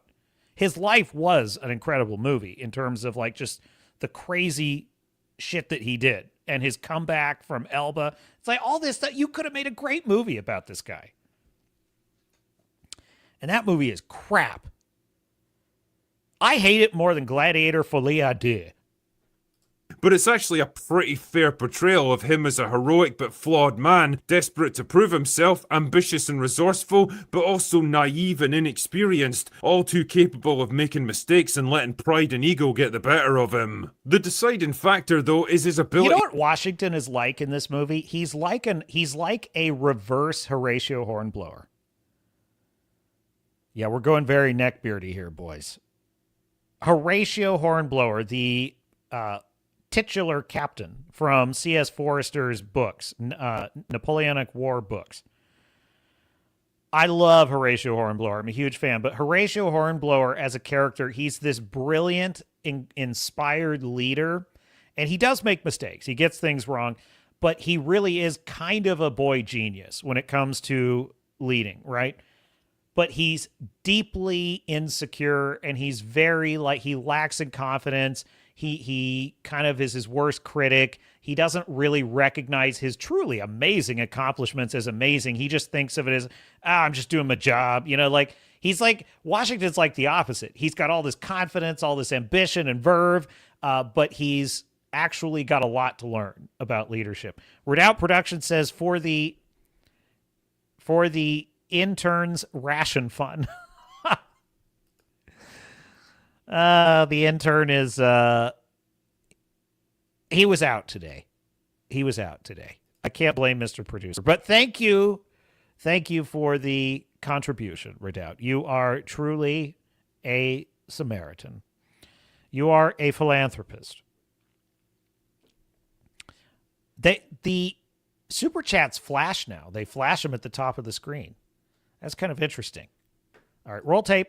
To learn from his mistakes and move past them to bigger and I should be giving you a super chat for the total fiasco that was my attempt to have you as a guest on this show. better things. He's a man always striving to better himself, whether it's in education, social standing, or the art of war. And I like how the movie's pretty honest about his motivations here. He's not out to build nations and better the cause of humanity. Yes. He's just a brash young man seeking. Yes, that is so crucial. That is so key. They played it just right in this film because, like, it would have been so... Now, there were a couple of scenes where they kind of hint at, like, well, the world should change. You know, there was, like, a couple lines like that. And it was just this side of, like, okay, you can get away with that one. And it was in a moment of, like, emotional heat, and so it kind of made sense. But, like, no, they played it very low-key. They played it very grounded. You know, he's not like writing manifestos about the coming, you know, it's none of that. He's not talking about rebelling against the king. You know, it's very grounded at all times, very sober. He's just a guy trying to make his way in the world, and he's got some ambition, which that's the real story. Is like people that do incredible things, they are incredible, but they're also just people, man. And they set out to do a thing.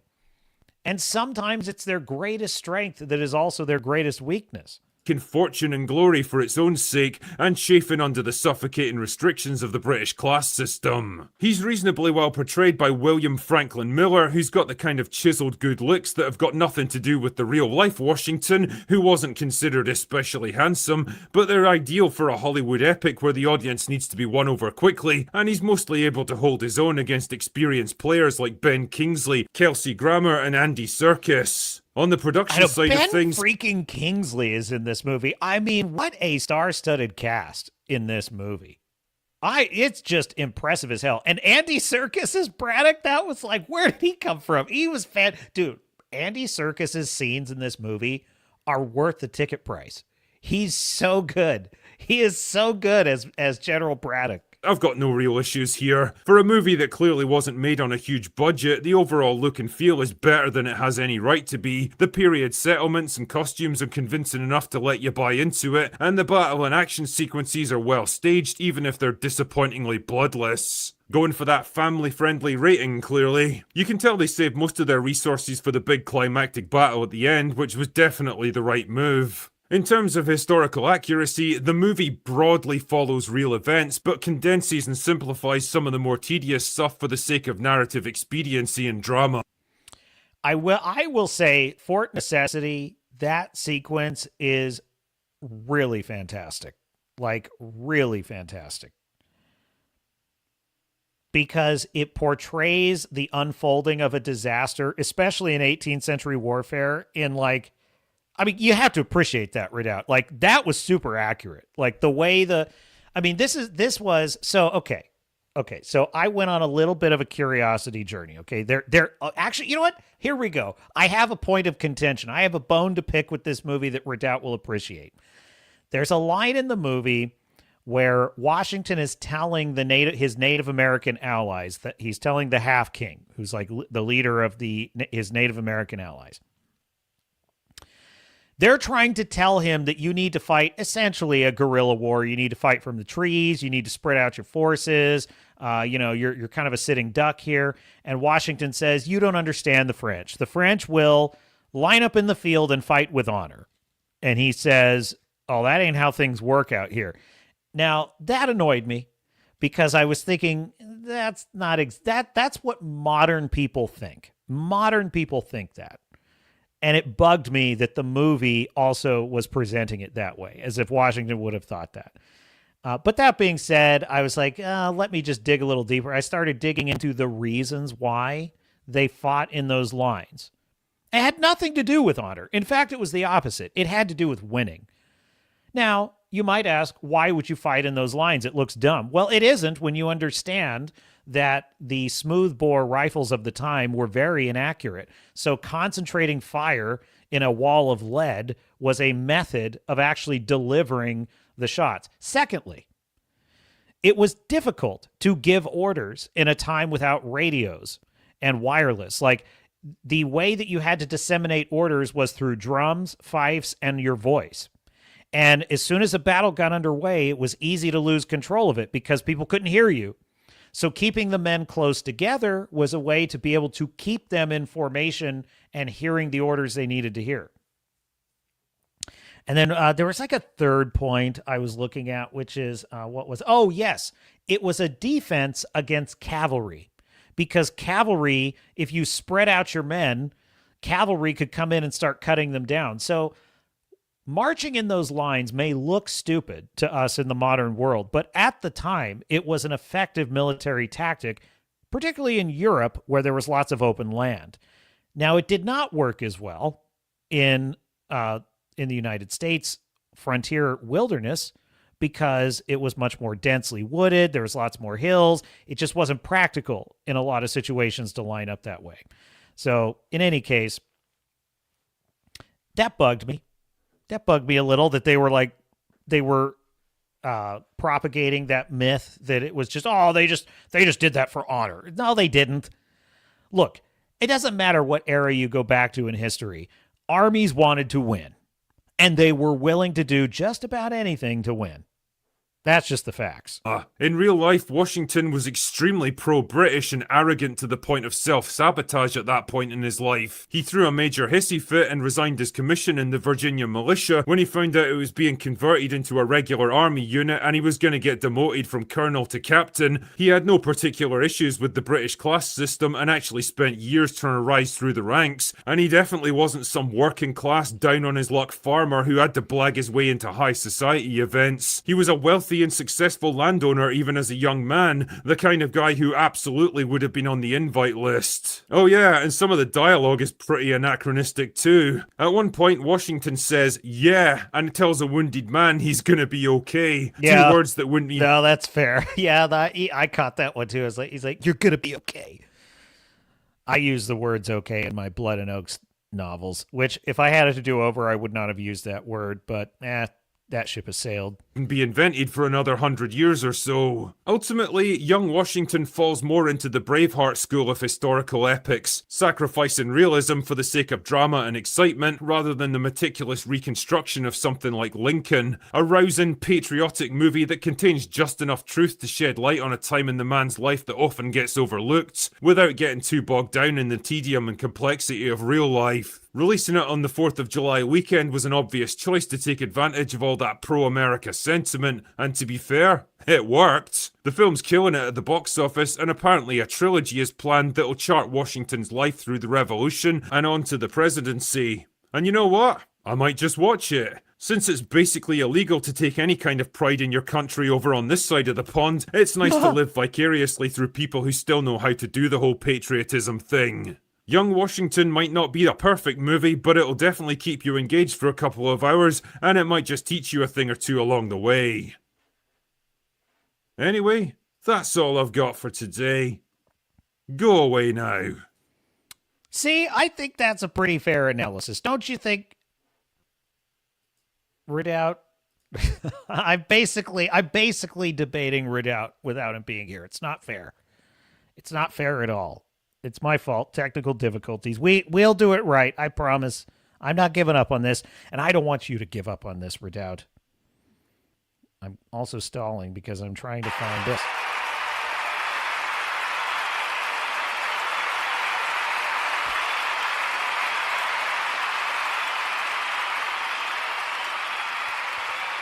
So in the description to this video, which this is the second video I launched, I think it should be in there. There should be in the description a link to the Discord. You can join our Discord, the Swords of Starships Discord, and in there, Redoubt is posting real pictures of the Fort Necessity recreation, and it's fantastic. It's super cool. The fact that they called that a fort is kind of shocking when you think about it. It's like they were supposed to survive in that.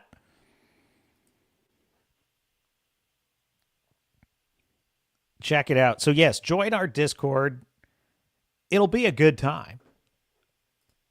Okay, what else is in the stack of stuff? All right, we got to talk about, so last time we convened, which was a month ago, if you can believe it, here on the Swords of Starships channel, I had not seen, is it the worst movie of the year? What do I think is the worst movie of the year, Mr. Producer? It could be. It could be Supergirl. Supergirl. I saw Supergirl.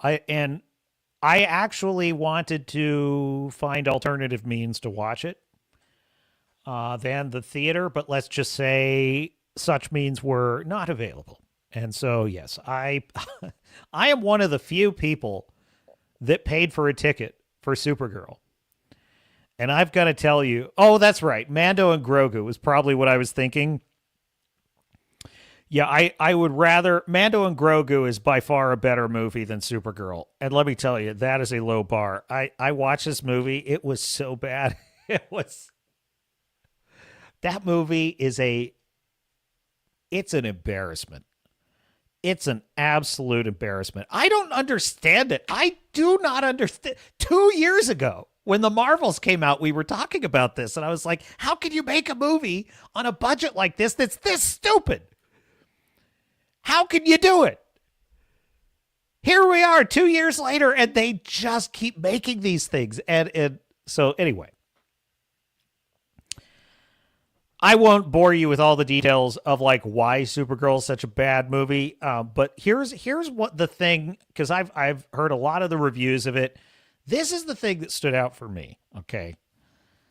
You know how in Guardians of the Galaxy or Star Trek or, you know, Star Wars, even Disney Star Wars, as lame as it can be, there's lots of aliens, right? There's lots of, oh, look at this weird alien. Even J.J. Abrams' Star Trek, right? It's like, oh, Tic Tac eyes, you know. There's aliens everywhere. And usually, and I'm not talking about the known ones like Vulcans, right? We all know Vulcans. I'm talking about the randos. I'm talking about the Star Wars bar scene aliens. Basically, the aliens that are not named, identified, they have no culture or character. You're just meant to see them in the scene and think, oh, alien. That's what you're meant to do. You're meant to go, oh, alien. That's definitely not a human. And it's meant to communicate to you, the audience, that, oh, wow, there's lots of aliens in this universe. So Guardians of the Galaxy, Star Wars, etc., they all kind of do this, right? To varying and sometimes the aliens are interesting to look at. Sometimes like, oh, that guy's kind of cool. I wonder what they are. Other times you're like, meh, that alien looks like all the other aliens, you know? Like for example, in Andor, which I'm a great fan of Andor. There's not a lot of aliens shown in Andor. I think probably mostly for budgetary reasons. But in the final episodes of season 2, which are brilliant, by the way, brilliant, there is a scene in which Clea, who is Luthen Rael's assistant, who's been helping him like plot the rebellion for years, she is trying to sneak into a Imperial hospital and essentially euthanize Luthen before they can interrogate the location of Yavin out of him and so forth. Okay.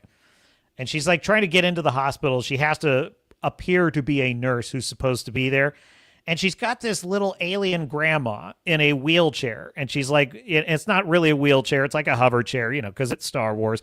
And she's wheeling this, so to speak, this, you know, sort of elderly alien around the hotel. And she's like, you know, and she's super, she's an ugly alien, but she's also kind of cute. You know, it's like, oh, it's a cute old grandma alien. I can dig it.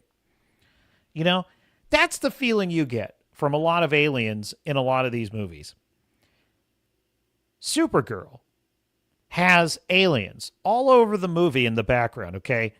I have to tell you, it's as if they wanted to make the most disgusting, visually repulsive, literally gross. Literally, I want to throw up a little when I see these things.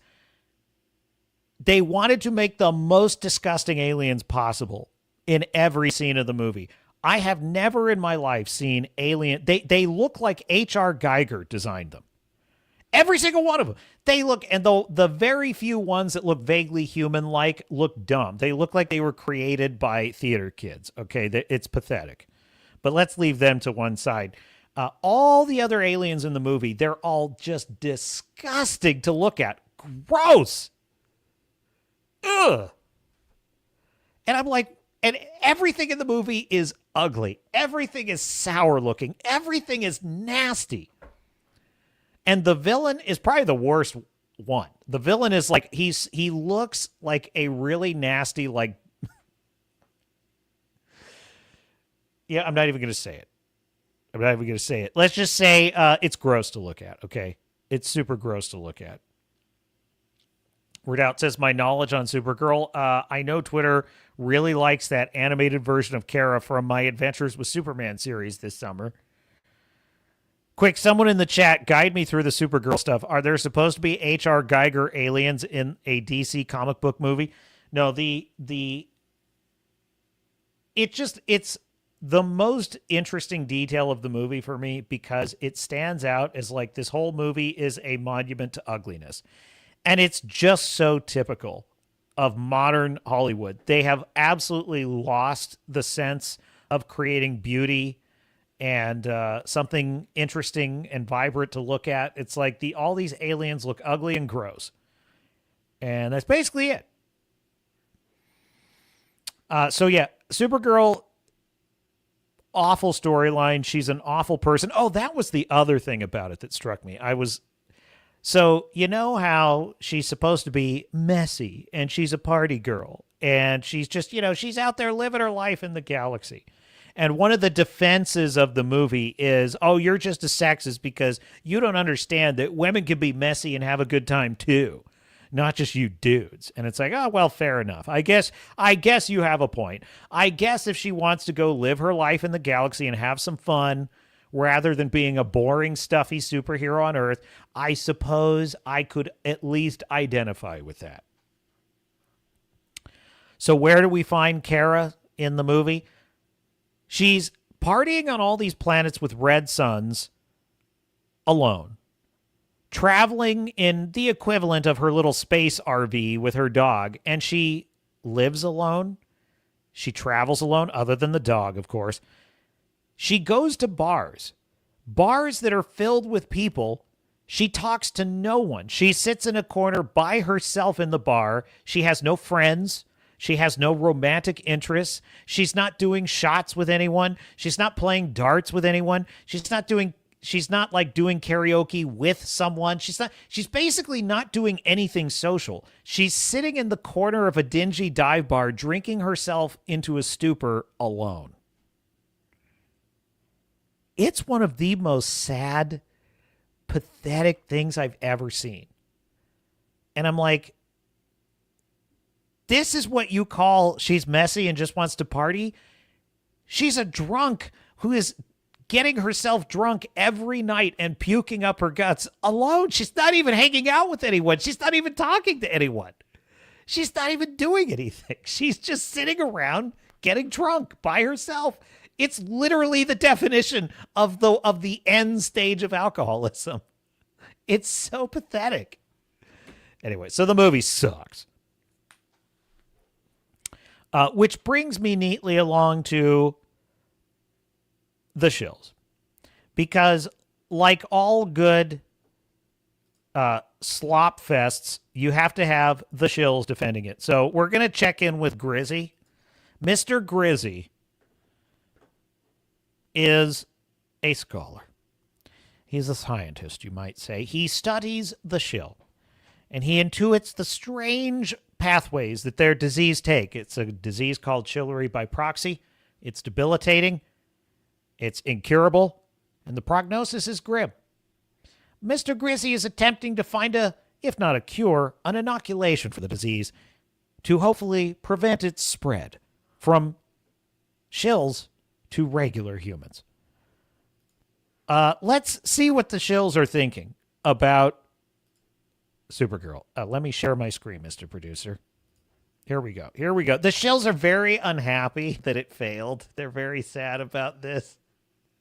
Supergirl isn't bad. You guys just hate women. And honestly, the criticism seems to be so heavily rooted in misogyny. You don't have to love Supergirl.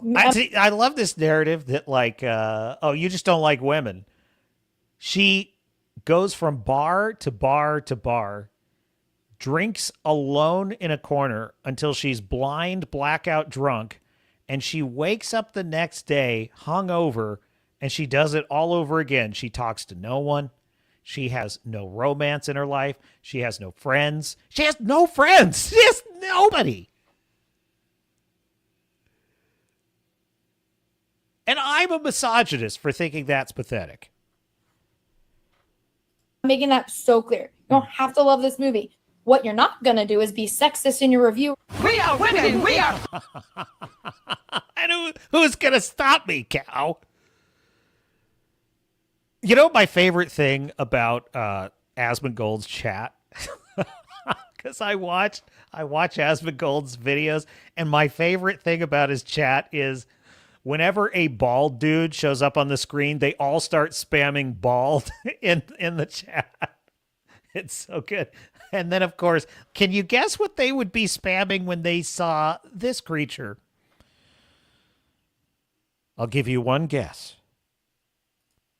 Women, we are free. We're bringing an end to the patriarchy. Oh, okay. So when it's your movie, it's okay, but when it's a female-led movie, you're going to be like, this movie is horrible. We are women. Hear our shout. We are women. Have no doubt. Because there was another piece today or yesterday that was like Supergirl stinks, and it was another man who wrote it, and I was like, do you feel better? Do you feel like you grew 2 inches? We are women. We are free. We are Shut women. the fuck up! Thank you.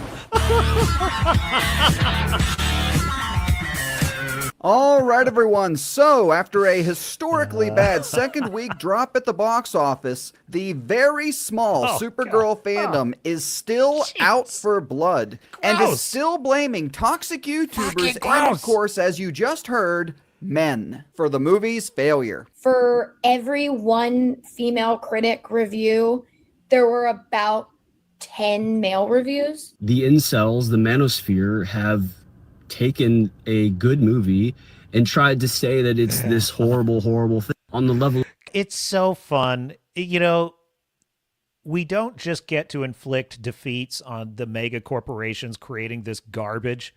We get to inflict defeats on the shills. Have you taken a moment to appreciate how wonderful that is? They hate it. They hate it. They can't make us like this crap, and it drives them insane. They can't stand it. They can't stand it that they are no longer the cool kids. Look, being a liberal shill used to make you the cool kid in life. And they are big mad that that is gone. It's gone. Of like one of the worst UFC fights on the White House lawn are what's cool now. JD Vance memes are what's cool now. Going back to church it's what's cool now. Oh my God. It must suck to be a shill. It must suck. worst superhero movies ever made. It's insane. These guys aren't going to stop. They're doing it for clicks. No, sir. No, Sir Madam or it, however you identify. We will never stop. Ever. In fact, we're only going to get more obnoxious. We are only going to become more emboldened by your tears. Under no circumstances will we ever relent. Will we ever show mercy to these garbage filmmakers, these garbage films, and you, garbage shills. We will never show you mercy. The more angry you are at us, the more disgusted you are by us, the worse we're going to be. There will be no corner of this earth where a film like Supergirl can survive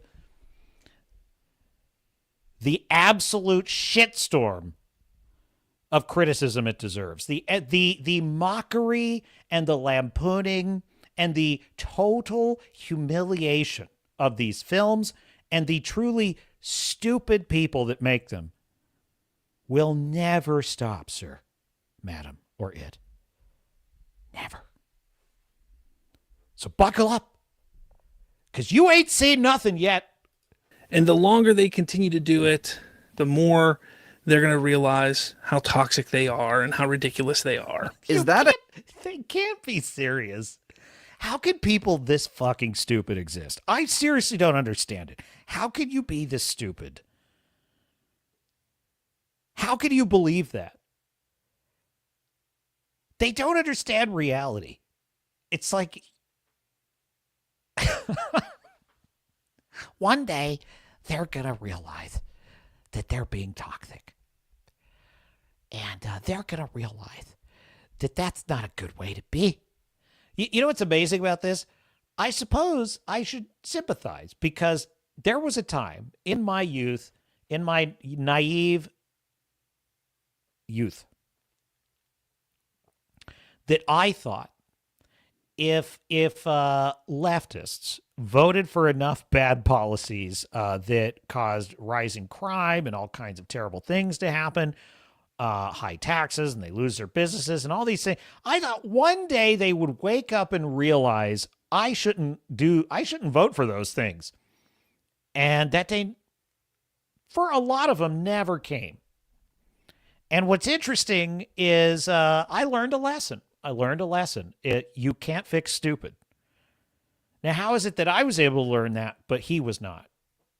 He was not able to learn that people don't change their minds because you want them to. A Hitler stash? And I just want to take a second to sound off against all of the guys out there. And it's always guys,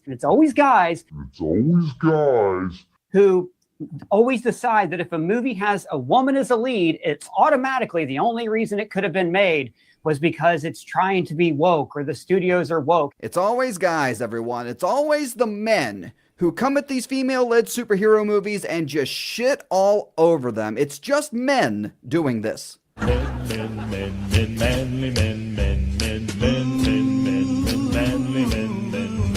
all of the guys out there, and it's always guys, All these incels are just getting so pissed about it. knee-jerk reactions from dudes living in basements.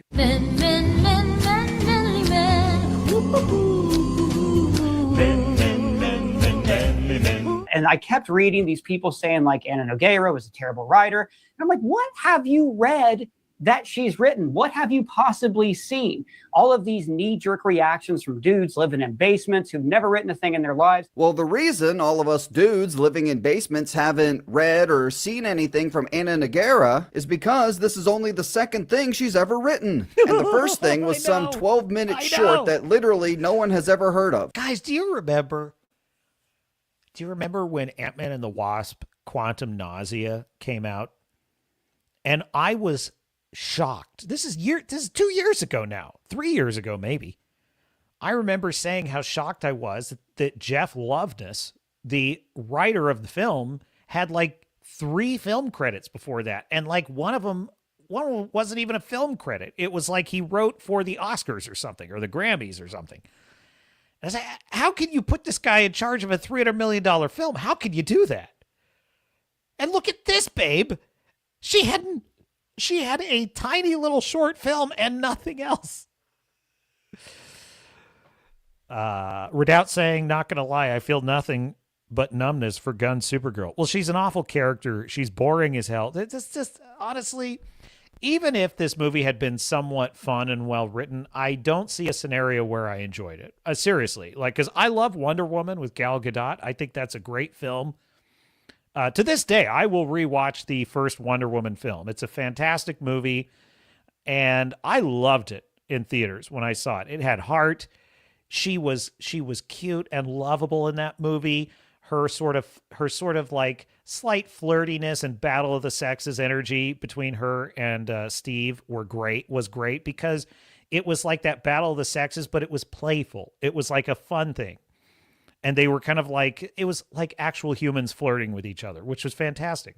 Which, by the way, is the kind of tone I think would have worked better for the Barbie film. But what do I know? There's no scenario where Supergirl would have been interesting to me. I don't see it. I don't see any scenario where she has heart and soul. Like, this character is as pathetic a character as I've ever seen. I really despise, I hate everything about the Gunverse. I fucking hate it. And I even initially kind of liked the Gunn Superman. There was a lot I liked about it, but you know, it's like as time has gone by and I've seen the problems with it, the Jor-El thing is just such a deal breaker for me. But I heard someone put their finger on it. I don't know who said it first, but someone basically observed that the problem with Gunn Superman is he's always Clark Kent. He's never actually Superman. And once I saw that, I can't unsee it. But even aside from that, there are still moments in that Superman film I really do like. But then I went back and rewatched Man of Steel, and it is such a superior film in every way to the Gunn Superman. And honestly, I really would love to have the Snyderverse back. I'm dead serious about this because I'll tell you, even though there's a lot of problems with it, the Snyder cut was pretty good, minus the Flash. I hate the Flash so much in that movie. I really despise the DCU Flash, but leaving that aside, if you could get Henry Cavill back as a hopeful, optimistic Superman like they planned in the Snyderverse, I would take it back. I would 100% take that universe back. I think it'd be great to have it back. And you can say that Snyder's Superman was too dour, too somber, too much like a movie about a superpowered alien, not a movie about Superman. I mostly disagree with that assessment of it. I think Henry Cavill's Superman in Man of Steel, he had gravitas. Jor-El was a guide and a wise man who was imparting upon him a moral framework for the world.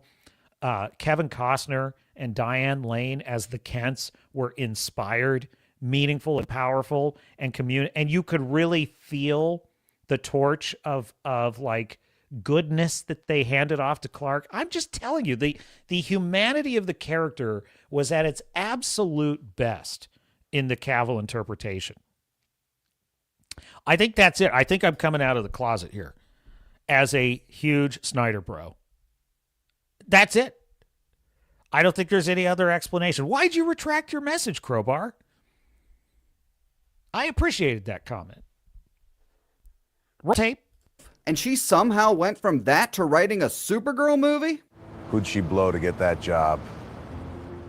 No way they're bringing her back for Wonder Woman after this, right? There's no way that's happening. I think the reaction to Millie's appearance has been disgusting, with many even complaining that she had shorts underneath her very short skirt, which makes a lot of sense because... Question for you, chat.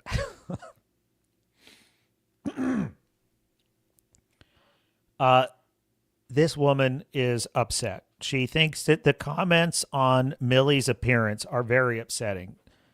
Do you think that there's any personal reason why she might be sensitive to that?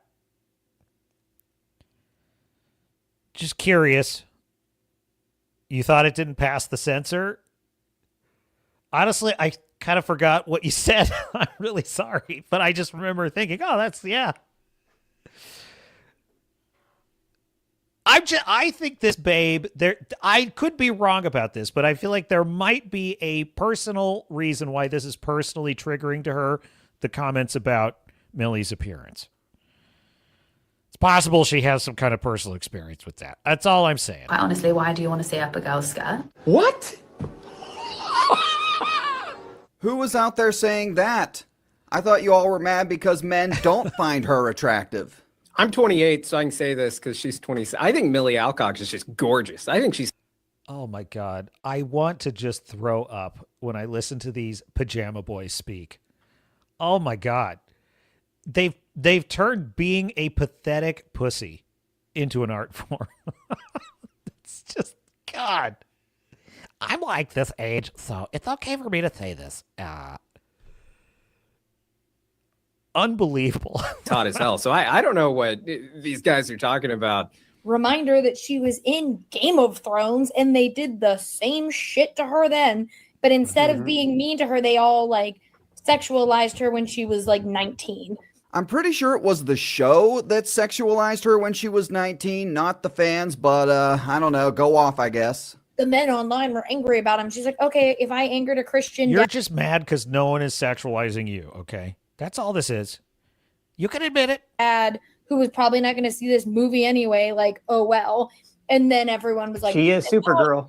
Insulting Christians. Yeah. And so it just became a whole thing where men just were like, anything she says that I'm going to pick at her. Completely leaving out the "it's good to offend the right type of people" comment from that quote. But of course, this is the broad from the Mary Sue, and the last thing you should expect is accurate reporting. And then be like, well, why is everyone mad at me and calling me a sexist? I'm like, because it kind of comes across that when all you're doing is complaining about things that are very clearly like easy to understand. He's every anonymous icon who loves online calling me fat for saying I like a superhero movie. Now, how do I put this nicely? Because I know you all expect me to say something horrible.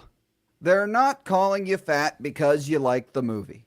They're calling you fat because a picture speaks 1,000 words. Or in your case, 1,000 pounds. Oh, no. Now, there's something else here real quick that I really feel needs to be said. Oh, Grizzy. For the last 5 minutes, we've been listening to these lunatics do nothing but complain about men and how men ruined Supergirl. And I know I'm probably nuts for doing this, but I sat through all these streams, TikToks, and videos, everything. And not one time was there any criticism of women for not showing up to support this movie and for not showing up to support one of their own. They showed up for Wonder Woman 2017, 52% women on the opening weekend. But for whatever reason, they didn't show up for Supergirl. And rather than talk about that and discuss that, we're just going to blame men for the film's failure. All of these knee-jerk reactions from dudes living in basements who've never written a thing in their lives. And it got really frustrating. So I just want to say right now, please watch something before you rate it. Please watch something before you go on social media. How about no? And here comes the "you can't criticize media until you see it in full" argument. But dear God, do yourself the courtesy of going to see the movie first. Don't read reviews from the 2 worst channels on YouTube and assume that something is bad. Think for yourself. Here's the thing though, guys. If you're allowed to praise and defend media before it comes out, then we should be allowed to criticize and rip on it. We saw the trailers. We heard the dumb shit they were saying in the lead up to this film. It's called pattern recognition. It's called the eye test. It's called we've been down this road before and we know where it's going to end. And we were right. If we were wrong and the movie was good and the film made a lot of money at the box office, guess what? You would have got to have celebrated and said that the chuds were wrong. The movie owned the chuds. But unfortunately for you, the chuds were right. Again. Damn right. Damn right. Damn right. Yeah. Damn right. All right, everyone. That's it for today. Thanks. And, you know, if it had been great, I would have told you. I would tell you. I'd be like, you know what? I got to hand it to James Gunn. This was a winner. There was so much heart and soul in this movie. It was so great, but that's not going to happen. That's not what happened. Redoubt Productions said, you know what? After watching the Supergirl shills juxtaposed to the dreariness of this movie, my new rating for Young Washington is 11 out of 10. There you go. That's my guy. That is my guy right there.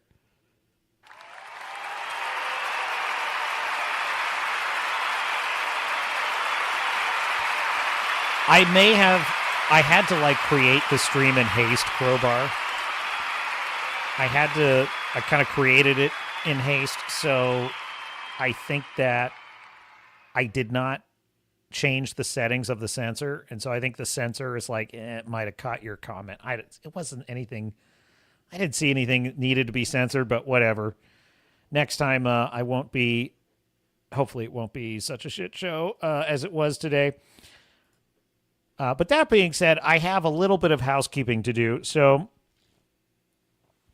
I had a viewer who was unhappy with me because of a misinterpretation of his comment. So I just want to briefly respond to this. And this is, let's see here. Let me find the part. It was from the last stream. And I wouldn't be addressing this except that it's a longtime viewer of the channel who's donated a lot. And I really appreciate it. So I just felt that if he felt he was misrepresented, I just want to correct the record really quickly. So I'm going to pull up the part in the last stream and just address it real quick. So here we go. Share screen.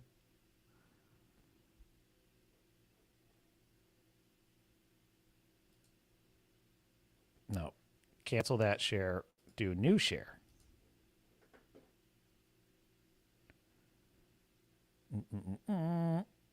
There it is. Yeah, here we go. So I was reacting to an Asm video.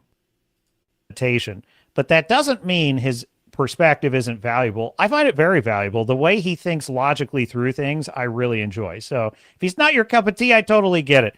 I don't need him to agree with me on everything. So, but I was responding to Fu Man Blues said, Asmongold is in favor of eugenics. I don't want to hear his stupid face anymore. I never watched him, but I didn't mind watching Cap watch him, meaning me.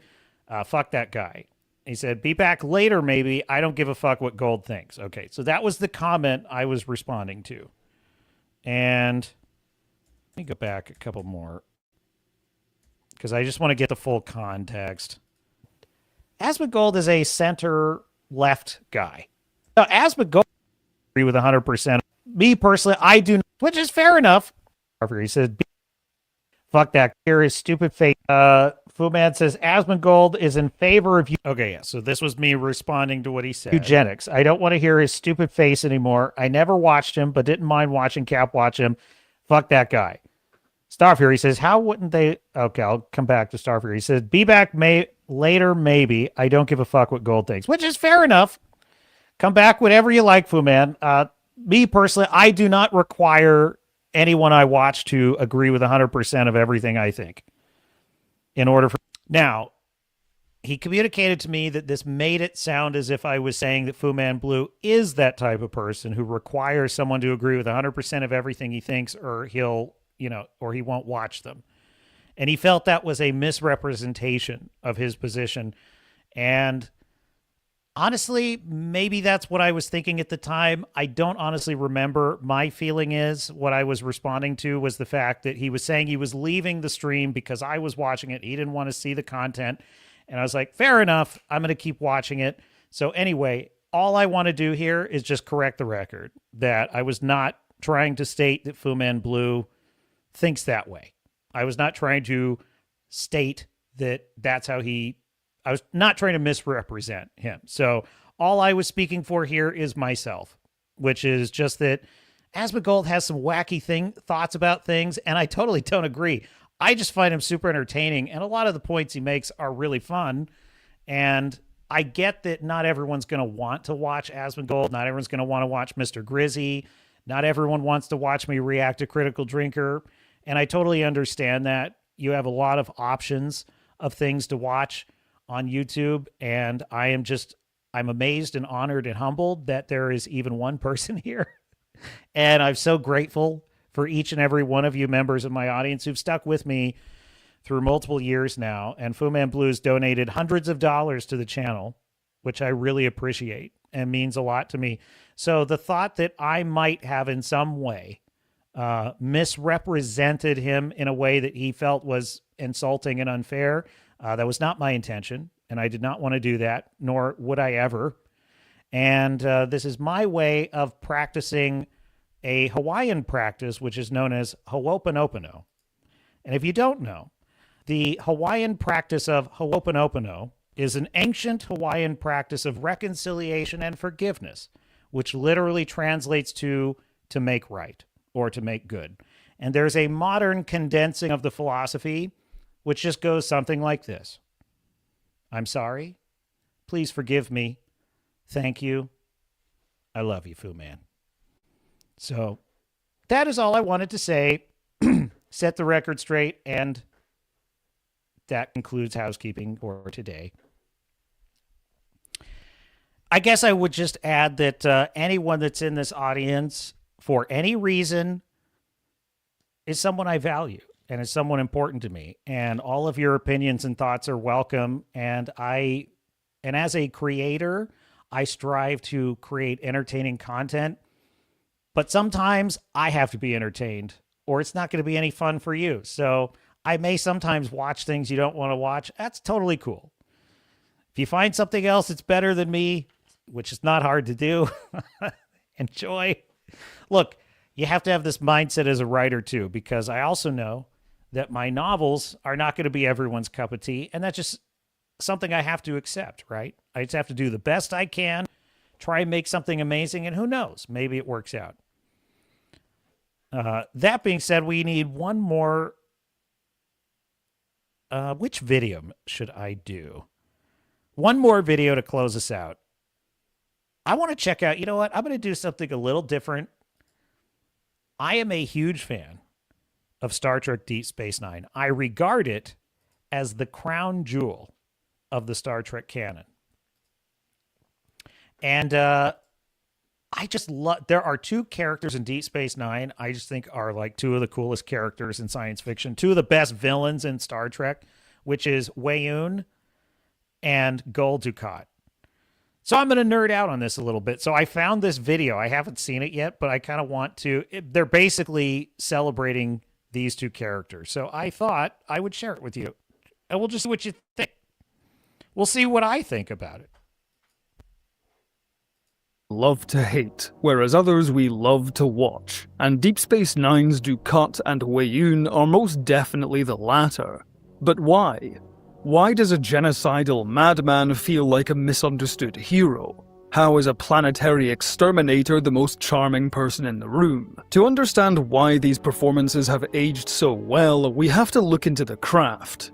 How did Mark Alimo turn arrogance into art? And how did Jeffrey Combs use politeness to create fear? Let's break. That is such an excellent observation. Weyoun is probably my favorite Star Trek villain of all time. Like, better than Khan for me. Like, I love this character so much. And that's a great way of putting it, is he used politeness as a weapon of fear and terror, which, and I think that's probably the brilliance of it. It's the banality of evil. That's what he represents. He represents the way evil can speak nicely to you while concealing a knife behind its back. Down the techniques both actors used to deliver such perfect villain performances. Shout out to my command tier patrons and to this video's sponsor, Squarespace. Let's start with Gul Dukat. What makes Mark Alaimo's performance so extraordinary is his deep-rooted understanding of the character. As I covered in my previous standalone video on the character, Dukat is a man of immense self-delusion and narcissism. In his mind, he is the hero, always fighting for what's right, while having the courage to make the hard choices nobody else wants to make. He's kind of like Hassan Piker. I kind of think that they have a similar psychology, these two characters.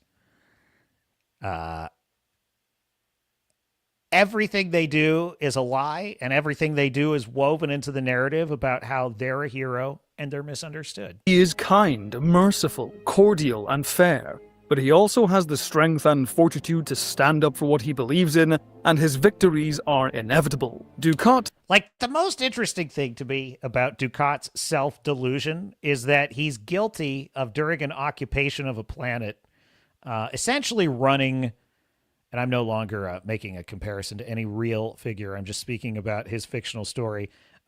He was running concentration camps, okay? And a lot of people died.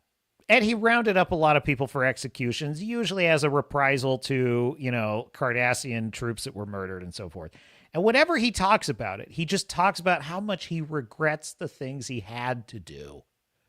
You know, and what I love about that is just classic. That is the classic psychology I think you would find in Soviet Russia, in World War II Germany, in various totalitarian states the world over. This is the kind of mindset you would find. It's like, well, listen, we had to do terrible things. What else could we do? And he thinks he's the victim of being misunderstood. Is all ego. The truth is, he's a power-hungry despot who will do absolutely anything, lie, cheat, murder, and betray, to get what he wants. If he fails, it's someone else's fault. If he wins, it was all thanks to him. Mark Alaimo embodies Dukat's narcissism fully through his controlled line delivery and imposing physicality. In my previous video on Patrick Stewart's performance as Picard, I mentioned how the actor plays Picard as always thinking before he speaks. Alaimo does the exact same thing with Dukat. The pace of his speech is often slow and deliberate. He pauses to consider his next words carefully, and then expresses himself through richly articulate dialogue. As a result, he is always the one dictating the pace of conversation. Alaimo takes full advantage of his deep, resonant voice, while drawing out a sentence, injecting specific pauses here and there that force the listener to sit up and pay attention, to hang on his every word. He does this while attempting to charm. You do like powerful men, don't you? Let's just say it's further incentive for me to regain my former position. To emphasize mocking dismissal. This is a very entertaining story, but why am I listening to it? And he's so good. God, it's easy to forget how OG Star Trek had such rich dialogue. It had Shakespearean dialogue.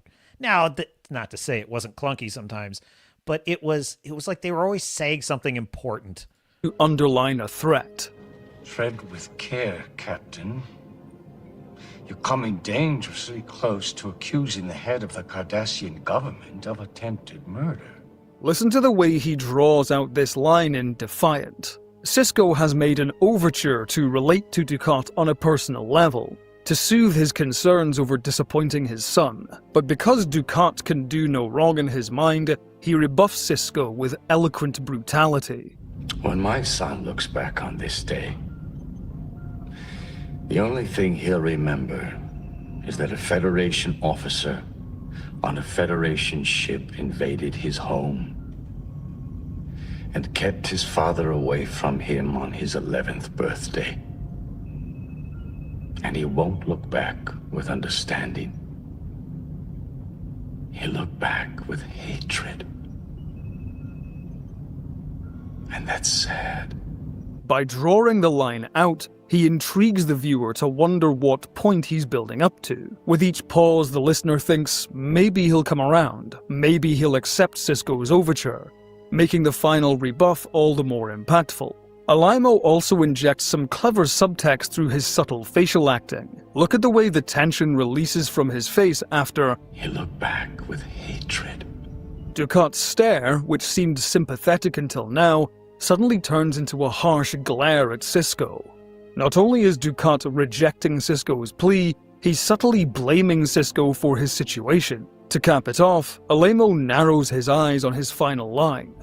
And that's sad. Combined with his tight jaw, the expression is meant to communicate a warning to Sisko: don't try to be my friend. Alaimo's wonderfully subtle facial acting is only complemented by his authoritative body language. Ducat occupies every room like he owns the place. He stands straight and looks down his nose at all others. When he sits, he takes up as much space as possible, always resting his arms on tables and chair backs. If he's holding a prop, he holds it away from him to maximize his presence, or cups it close to put a finer point on his words. This is only It's a great observation because, you know, one of the things I noticed with Kurtzman Trek is the actors are so bad. They're so dumb. And like these actors back in Next Generation and Deep Space Nine, Voyager, Enterprise, like these were often theatrically trained like actors who were already successful in theater. William Shatner was successful in theater before he became Captain Kirk. And they knew how to do stuff like this. They knew how to like use their body language, how to use props in the scene, how to communicate with like just what he was talking about, relaxing the tension in his face, then narrowing his eyes. Like that is like an art form. And you take it so for granted when you watch these episodes. I do. I watch these episodes and I just think, oh, I love it when Ducat says that. And then I watch this and I'm like, you're right. There's so much going into this performance that you just don't even notice, which is how it's supposed to be because it's that good. Crowbar the Skull saying, Alaimo also played a great Romulan in TNG, but I think Cardassian is what he was born to play. I mean, he was born to play Ducat. Like, Ducat is such a fascinating psychological character. He really is. I was asking ChatGPT just for fun. I love, this is one of my favorite uses of AI. One of my favorite uses of AI is analyzing patterns because that's basically what an AI is. It's a large data set and a very powerful computer looking for patterns. So when you give it a task that's about analyzing patterns, it produces often some really fun results. And I asked it, I said, why do you think Ducat needs Sisko to believe him that he's not a bad person, that he really didn't mean to do all these bad things? Like what is that doing in his ego? And it was just such an interesting breakdown that it came up with about how like he's essentially Ducat's entire psychology is based upon the idea of like he needs people to admire him. And if he can simply convince them that he's misunderstood, he can kind of manipulate people through how they see him. And that's what he wants. So there's so much complexity there. Front, however.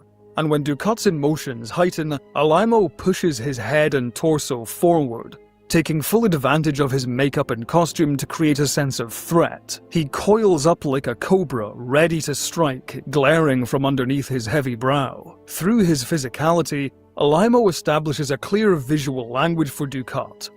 Yeah, fantastic. All right, I want to see what he thinks about Weyoun, who Weyoun is even more my favorite character. I love Weyoun is so good at being like, he's like your best friend. He'll give you everything you ever wanted in life. But if you say no, he'll send the Jem'Hadar and then you die.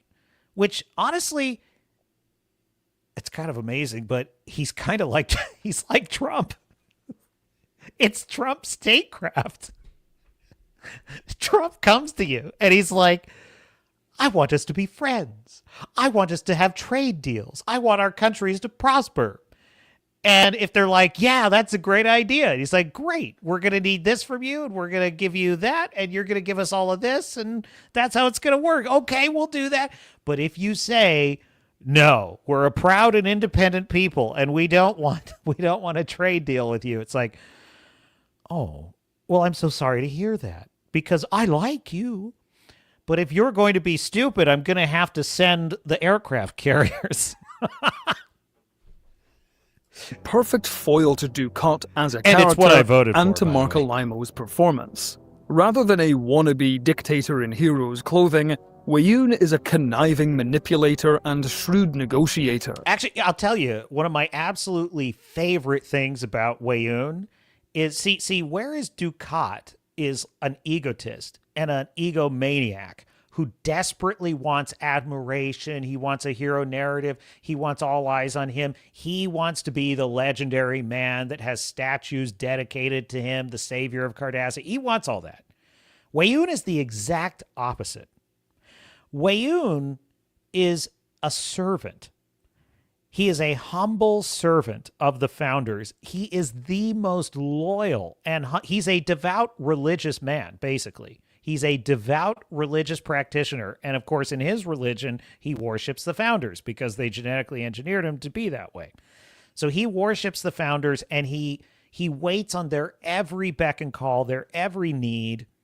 And so for him, his power hunger is not at all connected with ego. He is absolute humility, is Wei-Yun. The only thing that concerns him is what he can do to serve the founders and get their objectives met, which of course is often conquest and destruction. So that's why he is so good at it, because he doesn't need any praise or credit. Now, he has little ambitions here and there, but that's more about what he can carve out for himself. His own ego is completely subordinate to what the founder's vision is, which makes him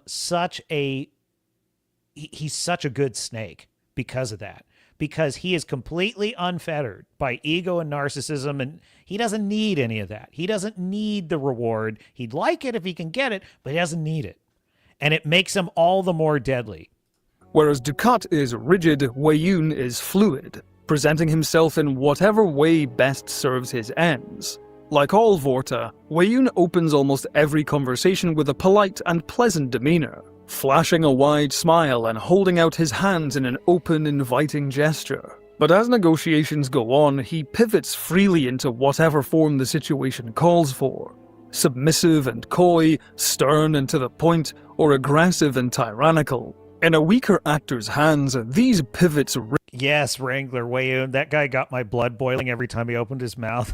One of the best scenes ever is when it's right before the Dominion War starts, and there's Cisco has mined the wormhole to stop them from sending military convoys through, and Wei-Yun has come to the station to basically threaten him.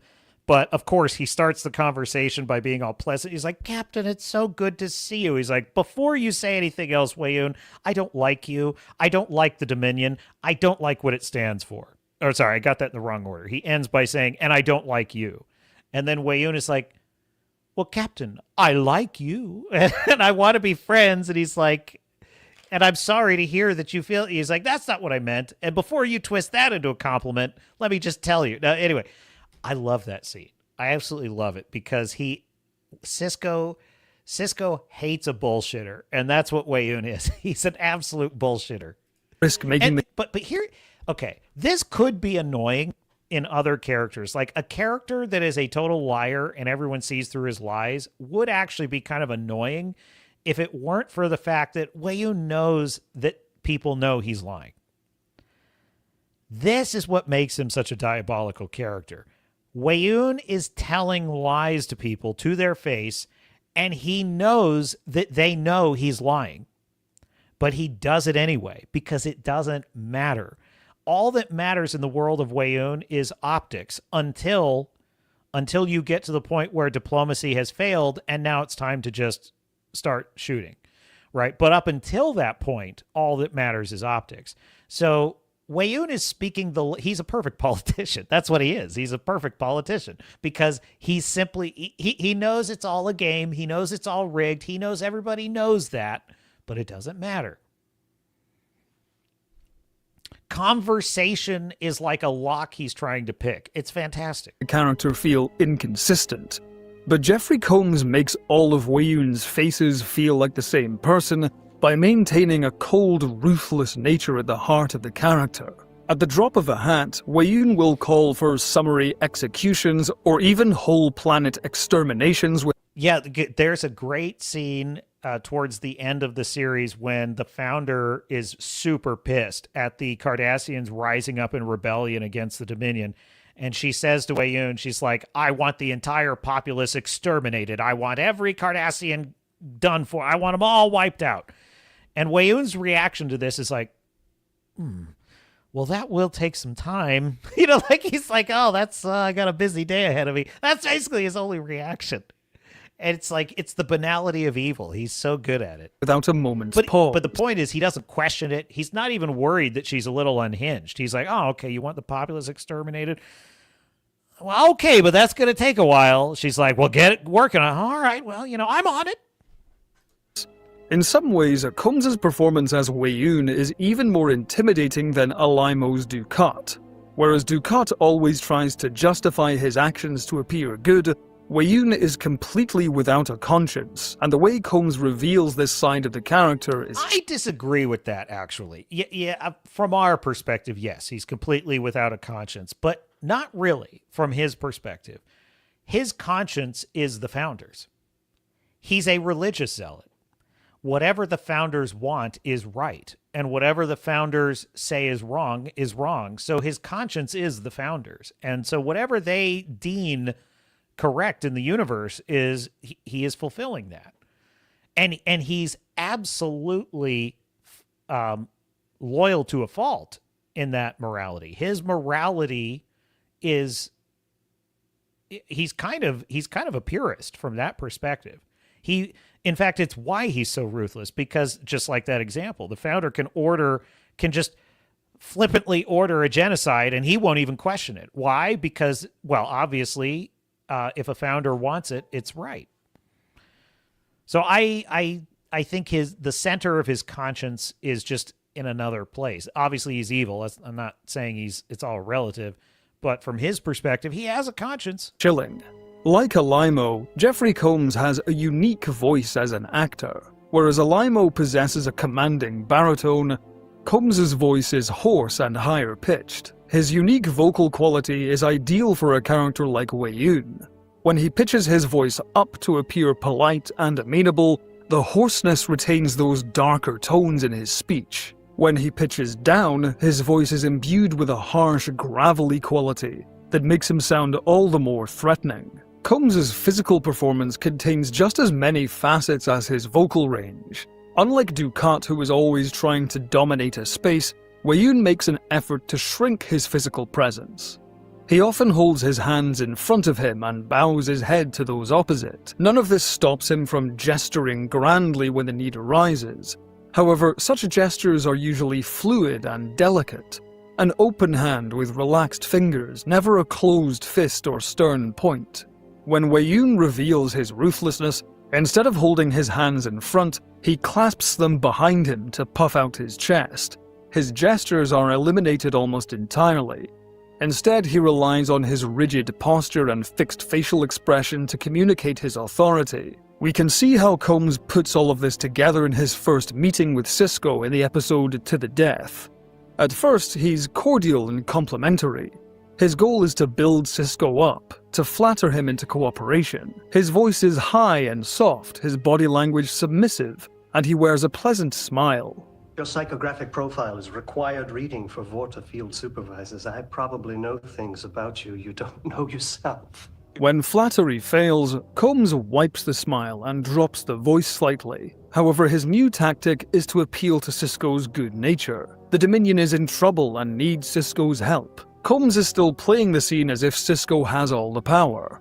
He sinks Weyoun into a seat so Sisko stands over him, and he injects his line delivery with trembling breaths to emphasize how dangerous and frightening their adversaries are. When Sisko insults the Dominion, we get a flash of the real Weyoun. His smile vanishes completely, his posture becomes rigid, and he drops his voice into a husky growl as he retaliates against Sisko's statement. The Dominion has endured for 2,000 years and will continue to endure long after the Federation has crumbled into dust. But recognizing his words don't serve... Oh, that's so good. See? It's fantastic. Serve his goal, he switches tactics again, signaled by Combs breaking eye contact, relaxing his posture, and meeting Sisko's eyes again with a more concerned expression. No more pretense, Wei-Yun puts all his cards on the table, and Sisko finally relents. Now let's see how brilliantly these two play off each other in a scene from the episode Sacrifice of Angels. I love that Dukat episode. gloats about his all but assured victory over the Federation, while Wei-Yun takes a more pragmatic view. What's fascinating about the dynamic between these two characters is that despite being on the same side, they clearly don't like each other all that much. What's great about this scene is that these feelings are clearly evident in the subtext of both actors' performances. Alaimo plays Dukat in full dictator mode, proudly strutting about Sisko's office in self-aggrandizement. Combs, however, is playing Wei-Yun as his true self, standing in the room neutrally with a steady expression and voice. At first glance, Alaimo dominates the scene, delivering the bulk of the dialogue and taking the most powerful positions in the room. However, Combs strategically breaks Wei-Yun's coldness at key moments with beats of laughter. However, it's clearly mocking laughter. His first line is a sly dig at Dukat, basically telling him to shut up. War is such thirsty work. Don't you agree? Perhaps if you didn't talk so much, your throat wouldn't get so dry. When Dukat replies with a laugh, Wei-Yun returns it. But having watched Wei-Yun affect a cordial facade in several episodes before this, it's clear this laughter is insincere. These nuances establish a clever subtext for the scene. Dukat is boasting of his brilliance without realizing that Wei-Yun is making fun of him the entire time. When Wei-Yun oversteps by bringing up Bajor, Alaimo switches gears by fixing Wei-Yun with that cobra-coiled glare. As Dukat defends himself, Combs glances down and lightly nods his head. At face value, this signals agreement with Dukat, but in reality, this is a dismissive gesture, because Wei-Yun has heard this all before. Combs returns to Wei-Yun's true self when he brings up exterminating Earth's population, hands behind his back, expression blank, eyes peering straight ahead.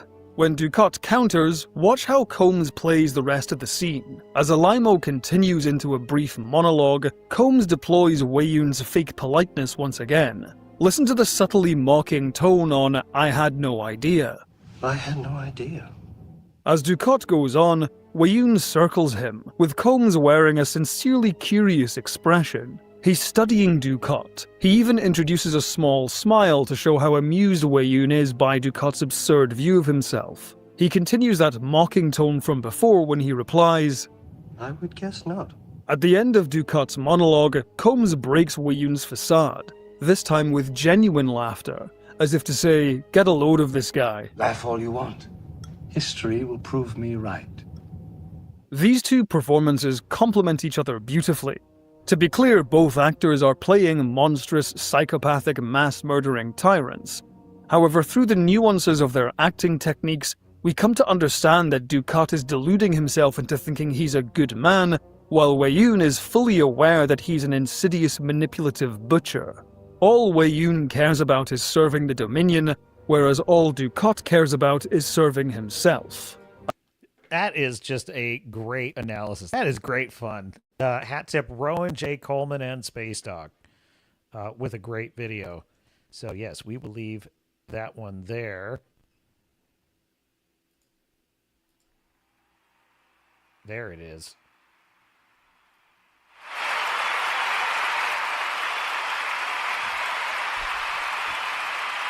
Wrangler saying Jeffrey Combs is absolutely brilliant, but I still say his best Trek character is Shran from Enterprise. I loved Shran. I really did. And we were robbed because their plans for the next season of Enterprise was going to be the Romulan War, and Shran was going to be a permanent bridge character. Oh, man, that would have been so good. I'm so bummed that never happened. It's sad. It's very sad. But what can you do? It happens. You know, things just don't go our way sometimes. As I often say, Star Trek had its day. It had its day. But the characters are so rich and complex. I really do. I really do miss watching them. But that's pretty much it for tonight, my dear friends. It's a bit of a rocky show, but you know. As Billy Bob Thornton's character in Bad Santa said, well, they can't all be winners now, can they?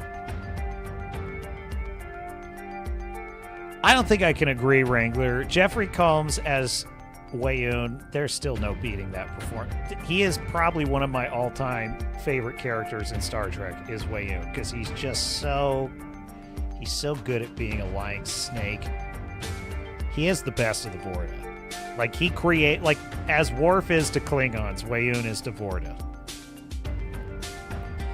Well, thanks for joining us, Redoubt Productions. Sorry the technical difficulties didn't work out, but I really enjoyed talking about young Washington. I love your perspective on it, and make sure you support the Redoubt Productions channel, because that is actual history. And I do recommend you also support Young Washington, because we need more movies like it, and it was fantastic. Don't see Supergirl. Well, I mean, see it if you want, but you're not in for a good time, okay? But that is our show, my dear sailors and starnauts. I think I had... Did I not have an outro? I think I had an outro screen here. Well, this is Captain Garrett saying, until next time, I will see you out there.